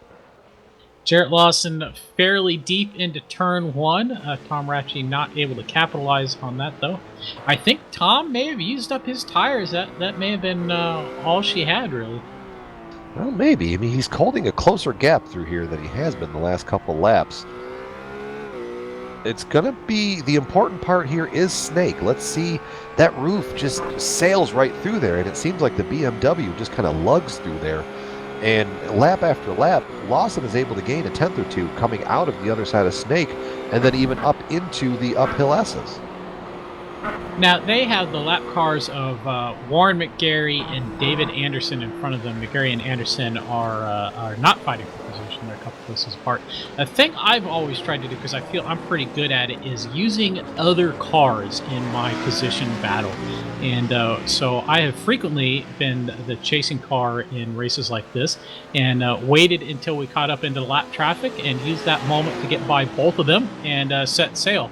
Now, if this were me in this position, this is what I'd be trying to do if I were in Tom's position, is wait until we catch that traffic and use that to my advantage, as Tom Ratchey, very close under braking, has to roll off the brakes to make sure he and get offline to make sure he doesn't hit Jarrett Lawson in roller coaster.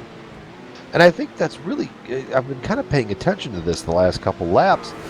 Ratchey gets such a good braking momentum as you see Warren pull off into pit road there. But he gets such a good entry that he's almost hurting his exit out of that corner, and that's what's allowing that roof to just escape away. And you talk about using a lap car as a pick. Kevin, I know what car I would be in that position, and I would be the lapped car. Uh-oh, Tom, kind of the swerve there on track, and now he's getting very loose into NASCAR. I hope he doesn't have a delivery driver at his door or something. A very strange behavior from a well, it is the very holiday composed season. He could be having freshly baked cookies. Our director tells us Troy Fagan had a moment. Let's show you that on screen. Troy Fagan on screen with a battle on screen. I keep repeating myself there with Anthony James. Let's see as they work their way up to Oak Tree. What happened to him here? Did he just try to get too aggressive? Oh, yeah. Got too aggressive on the gas pedal and just kind of spun off.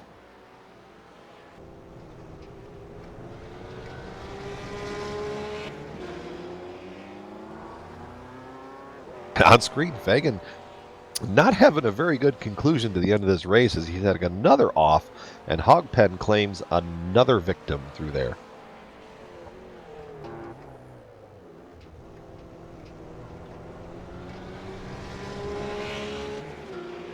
I just suddenly remembered the Champion Motorsports race at Montreal when we thought ain't nothing was happening. And then on the last lap, I think it was, I think Richard Losper would remember since I think he was calling that one with me. I think we lost 5 cars in the top 6, something like that, in the hairpin from the most bizarre sequence of events I think I've ever seen happen. So maybe something like that will happen here today. We don't know. Jarrett Lawson and Tom Ratchey still very close. Lawson doing everything he can to keep that gap at a half second to 3/4 of a second, because that is the gap where Ratchey just cannot close up under braking. Anything less than that, and my money is on Ratchey and that demon braking ability he has. Absolutely. Small update. Roca flashes across the line. We're assuming with 2 laps to go, judging by the amount of time left. Oh, David Anderson off out of the exit of the Snake, but does not come on back on track in front of Lawson and Ratchey. I thought that might happen, but Anderson was able to keep control of the car, and nothing untoward happens there. I'm going to show you that one on replay as David Anderson comes through the other side of Snake here, just gets a little squirrely through the curbing. And rather than kind of, no, he didn't really get squirrely through the curbs. I think he just got loose again. Track control, David. Turn it up. In other news, that battle that we were looking at with Ratchey and Lawson, as you watch it on screen, still maintaining a 1.2 second gap there. So unless something cataclysmic happens here, I think that one might be sewed up.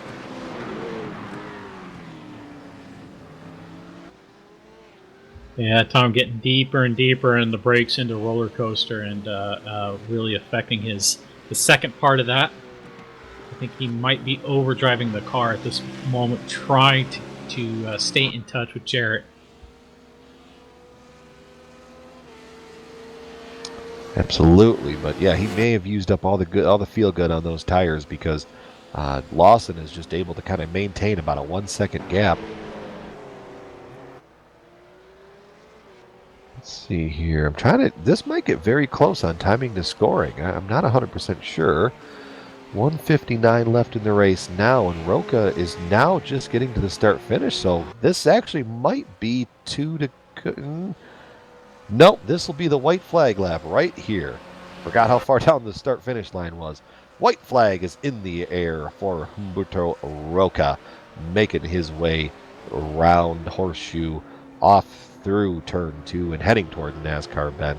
He has drove a absolutely flawless race from the start of this race through its conclusion. Jarrett Lawson almost loses it through the climbing S's.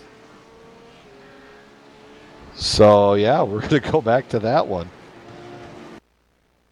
Let's see. It's the white flag lap. It's the white flag lap. Ratchie's going to be closing back up. So Jarrett Lawson gets on the curb on the inside that unsettles the car. He's not able to get it settled before the fast right-hander there at the end. And look at the oversteer, the slide he gets through that. Wow! That is an amazing save to keep the car from going around. And Tom Ratchet is just saying, thank you very much. Can you do that one more time, please? I was just going back to replay. I think I just saw Roca slide it through Oak Tree, which could potentially be his first minor mistake all day. It's a good race when you slide the tires once, and that's that kind of tarnishes the perfect race. But as we're watching on screen, working his way through roller coaster for the final time, and right off in front of him, who is that in front of him? That is, well, he stayed off track. Fagan had a moment through there again, staying off track. But it doesn't do much to affect Roca, as he works his way through Hogpen for what we think is the final time. Or is this the white flag lap? All right, white flag is out now. Okay, here we go. This is the final lap. Apparently, I didn't know how to do timing and scoring from the GT3 side of things on timed events. No, we just kind of got shot there. So Humberto Roca has raced for 1 hour, 40 minutes, and 2.3 seconds. Remember, this is a 1 hour and 40-minute race, so the timing and scoring gave us an extra lap of green flag racing. I wonder how many racers might be caught out there as we almost get into a wreck. Jarrett Lawson and Tom Ratchie. Lawson all kinds of out of shape approaching Oak Tree, and Ratchie almost gets into the back of him. Well, how close is he coming off? That gap is still staying about 0.6 of a second.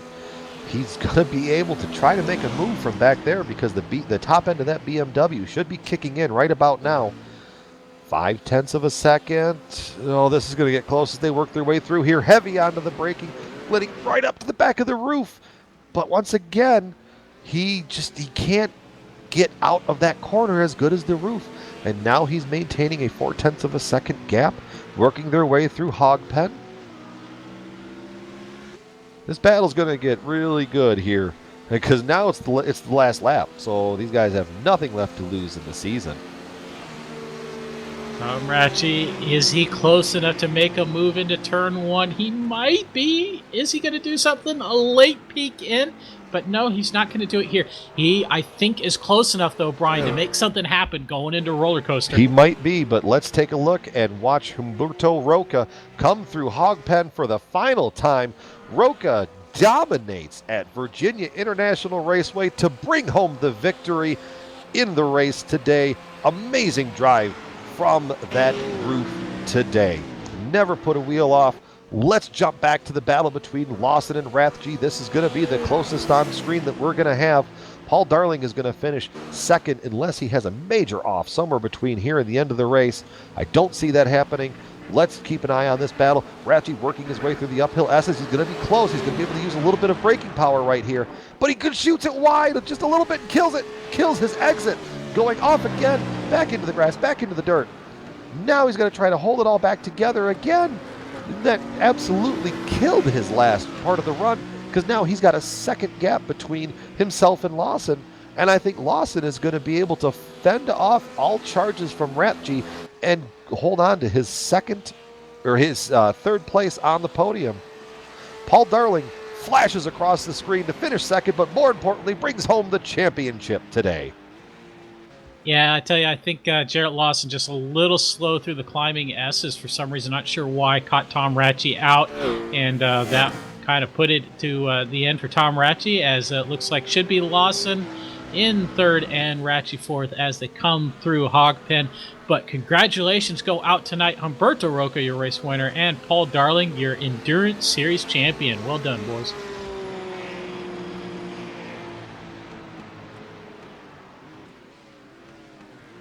With that being said, we're going to let these guys finish up their race. A couple more guys coming around to take positions. It looks like Tim Collier is probably going to finish fifth. And but you know what? We'll have a full field rundown on the other side of things. We're going to take a slight break. We're going to get some guys up in the interview room, and we're going to be right back after this.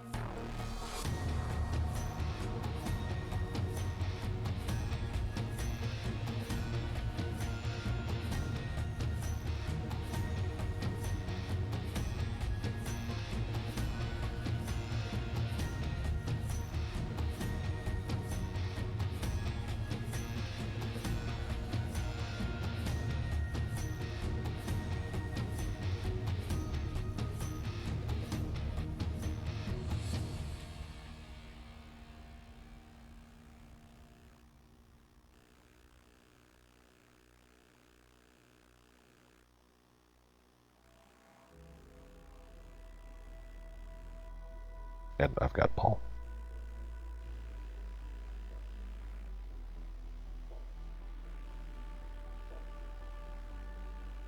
And we're back on GSRC. We just watched a fantastic race where a winner was crowned, but more importantly, a champion was crowned. Let's have a word with our champion of... no, sorry. I was jumping ahead of myself. Let's actually do a full field rundown first, and then we'll talk to Paul Darling, our overall, about Humberto Roca dominating the race. Following up on the podium is the aforementioned Paul Darling. Third place and the final place on the podium went to Jarrett Lawson. Fourth was Pro Cup champion. So, finishing first as we see, fifth, Tim Collier. Sixth, Drew Lidke, followed by Miguel Antonio Alcrudo, or Jr.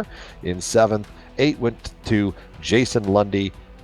9th went to James Hume. And 10th was David Anderson. Kevin.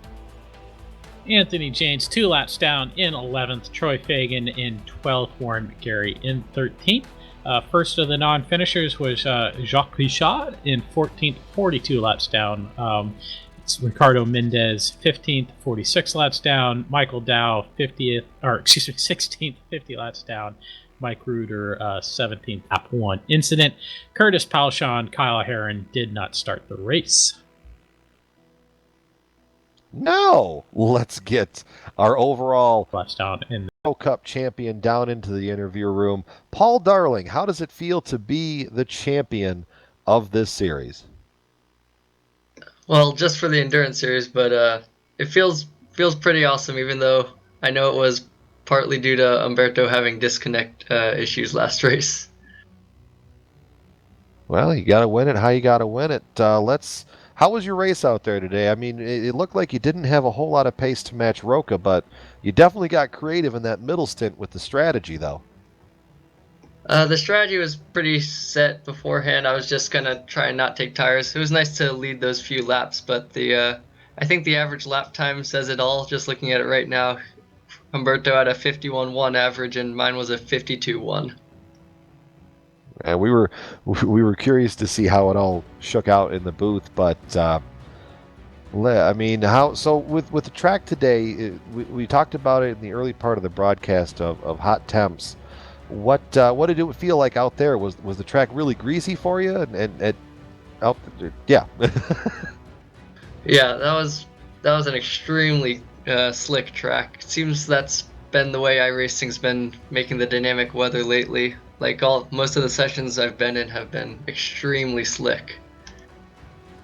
Well, when you get a new toy in the toy box, you like to play with it the most. So that could be what could be shaking up with the weather. Like I said, congratulations on the Endurance Championship. Are we going to see you next week to close out the 2015 season for Champion Motorsport? Yeah, I definitely hope to be there, but we'll see with my schedule and school and everything. Thanks again, guys. Thank you. That was our championship driver, Paul Darling. And Kevin has caught up to our overall... you know what? Let's talk to our Pro-Am champion, Tim Collier. Let's get that set up. Kevin, you caught up with Tim. All right, kind of throwing me a curveball there, Brian. Tim Collier, congratulations on winning the Endurance Series Pro-Am Championship. You had a nice lead on it going into the race today, and then a fantastic run, 5th overall out there today. You looked very clean. You got to be pleased about the championship and the race tonight. I am. I'm very happy. Thank you very much. With great teammates like I have at Can-Am, particularly Drew Lidke, who is a master at setups, and we put in the time, and we've really gelled. And tonight was pretty indicative of everything we've been working on. So thank you. I appreciate it. Yeah, you're welcome. I'd like to be able to call that that you'd won the team championship as well, but we just don't have the points on that. We know it was very, very close. You had a 4-point lead over Puffin Racing Pro for that championship, so it's close. I don't know. What do you think? Your guess is as good as mine. We'll just have to wait and see how it shakes out, and plus, I think the dropped races figure into that as well. So we will wait for the admins to publish the official results before we get too far ahead of ourselves. But yes, so tell us a little bit more about today's race. We saw you on track a little bit with Jason Lundy. You seem to be around him fairly often tonight. Yeah, Jason and I seem to find each other very easily without any attempt. We hopefully that means I'm getting faster, not that he's getting slower, and that's a poke at Jason. But overall, he is always great to race with, as well as everybody in this league. Everybody's so predictable, and as far as giving you a clean race, giving you all the room you need. I can't think of anywhere else I want to race more than here. All right. Well, congratulations again on the championship that you got tonight. Thank you very much. All right, Brian, who do we got next? Last, but, certainly not last, but let's talk to our overall race winner today, Humberto Roca, who put on an absolute driving clinic on us today. Roca, or Humberto, talk about your race. I mean, it looked like at all points in the day you had nothing really to sweat. Yeah, hi guys. Yeah, it was an amazing race. I have to be honest and say I was very tense at the beginning because I couldn't shake off Paul, who was making an awesome run. Then he did, I think, a mistake or two. I got out of the drafting zone, and then I just tried to be as calm as possible and as consistent as possible. Even though it was very, very slippery, I managed to feel comfortable with the car. Sounds good. I mean, and then also at one point today, you kind of took the long tire strategy and changed tires on your first stop and then short stopped at the end. But the pace that you were able to set, even on old tires, was just it was amazing to watch up here in the booth. That was probably all driver, right? You're going to take all the credit there? Well, at the beginning, I thought I was wrong because when I took tires in the first pit stop and I saw Paul leave without changing tires, I was like, I don't know if I've made the right choice. But after like 3 or 4 laps, I got into into following and trying to catch Paul. I started to realize that it was a good choice, and then I knew it was a good choice when I did the second pit stop and I didn't change tires. Man, those like 10 last laps were the worst. I mean, it was very, very intense. I tried to do my best without ruining the race, but I managed to do a good pace. I mean, I'm happy with it, and I'm happy that I see a lot of new guys up here with us, and yeah, well that. Well, you and I have a lot of different definitions on bad lap times because you were still the fastest thing out there, even when you felt like you were running, really slow. So, it would have been a great points battle had you not had the issues that you had throughout the season. But, I'm assuming that you're probably going to be back with Champion Motorsport, probably definitely next week, and then for 2016 as well. Well, yeah. First in the points, I'm happy Paul was a champion. I mean, he's a great driver. I know I had some issues, but it's just part of like virtual racing. It's not like I'm sad or mad about it. And of course, I'll be with this awesome league. Great guys. Everyone's been great since I believe March this year, since I started racing with them. And yeah, I'm definitely coming back, and I'm happy to be here. Sounds great. We're going to let you finish up your celebration. Any final thank yous to send out? Yeah, to everyone who raced today. My dad, who was my engineer back here, doing all the calculations for the fuel. And everyone who raced clean and great. Just everyone. And Merry Christmas to everyone also. And a Merry Christmas to yourself. That was the voice and the words of Humberto Roca, our overall race winner today. Kevin, I see that you've also caught up with Jarrett Lawson, who finished, had a great up and down day, but I'm sure he's going to tell you about that. So take that away, Kevin. Jarrett, well done on the third place. I see Robert Tarbox is claiming a victory for you and that his race strategy is the reason you got third place. You got any words to say to your teammate Robert there?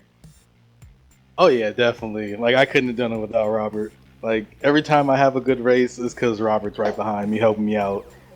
Like seriously, I can't give him enough props for that. Like he's Oh well, all right. Well, we will happily accept that on behalf of Robert. So, but you had to do a lot of work out there. You had a lot of battles going on. Jason Lundy and Tom Ratchey. You spent a lot of time fighting with them. Had a lot of difficulty getting around Tom Ratchey in the first stint. yeah, actually, I was right on him the whole time, and every time we got I couldn't get him in the corners because he was about the same pace, but I would get him on the straights in the draft, and then every time I get past him, that BMW, those oh my god, those brakes on that thing are amazing because I could not outbrake him whatsoever. And so yeah, at one point I was just like, you know what, I'm just gonna stick behind him and just follow. Hope he makes a mistake because like I'm not getting behind him, losing so much time battling. Just skip it. Well, and then it seemed like you kind of iced that third place, and then with I think it was 2 laps to go, you sure had a heck of a moment in the climbing S's. Yeah, I was telling Robert, I was like, I saw my life flash before my eyes there. I was like, I thought it was done. I did not think I could catch it, but I did, and I was so happy for that. So one question I do have for you that we didn't ask anybody else. So everybody got kind of a bonus lap out there from iRacing, kind of running the race long. Did you have to worry about fuel at all? No, we put extra fuel in the car, so we actually finished, I think, with 2 extra gallons. So we had no problem on fuel whatsoever. All right. Well, well done tonight there, Jared. Thanks very much, guys. And thank you for giving us the broadcast. It's awesome. All right. Thank you, Jarrett. That was our final podium position finisher, Jarrett Lawson. Well, that sums up all the driver interviews that we've got for you tonight. Kevin, we saw a great race like we talked about. Any final thoughts for our viewers tonight? No, that was a good one. Kind of enjoyed it. I wish we'd seen a few more cars out there today. Virginia International Raceway seems to scare a lot of people away from running the race. I think that's a real shame because it is just so much fun to drive. It is just such a treat, such a pleasure, and usually almost always puts on some great racing. We saw some great driving out there tonight. So well done to all the finishers. Sounds good to me. Let's. How about we just take her home? How's that sound, Kevin? Works for me. Do it, Brian. All right. We want to thank the organizer, Jason Lundy. We also want to thank iRacing Live for having us on there. Also, thank you to the software and the hardware that we use for our broadcast that you can see listed on the screen. Thanks to the team today, Kevin and Dougie and Joe. Can't forget about him making us all sound good. If you would like to find out more about GSRC, you can find us at globalsimracingchannel.com, along with archived races and upcoming broadcasts.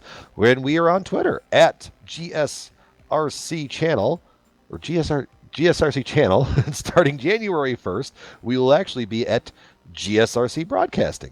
You can also find us at Facebook at facebook.com/Global Sim Racing Channel. And also, thank you to Richard for being our spotter today.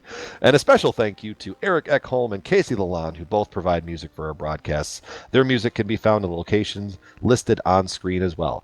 Next race is not for the Endurance Series, but it's the Champion Motor Series in the Sprint Series that was delayed because of Week 13 shenanigans from iRacing. It will be at Olton Park, same bat time, same bat channel next week. We also have other races on screen for you to check out and mark them down on your calendar. Until next time, race clean, race hard, and I'll see you on the track.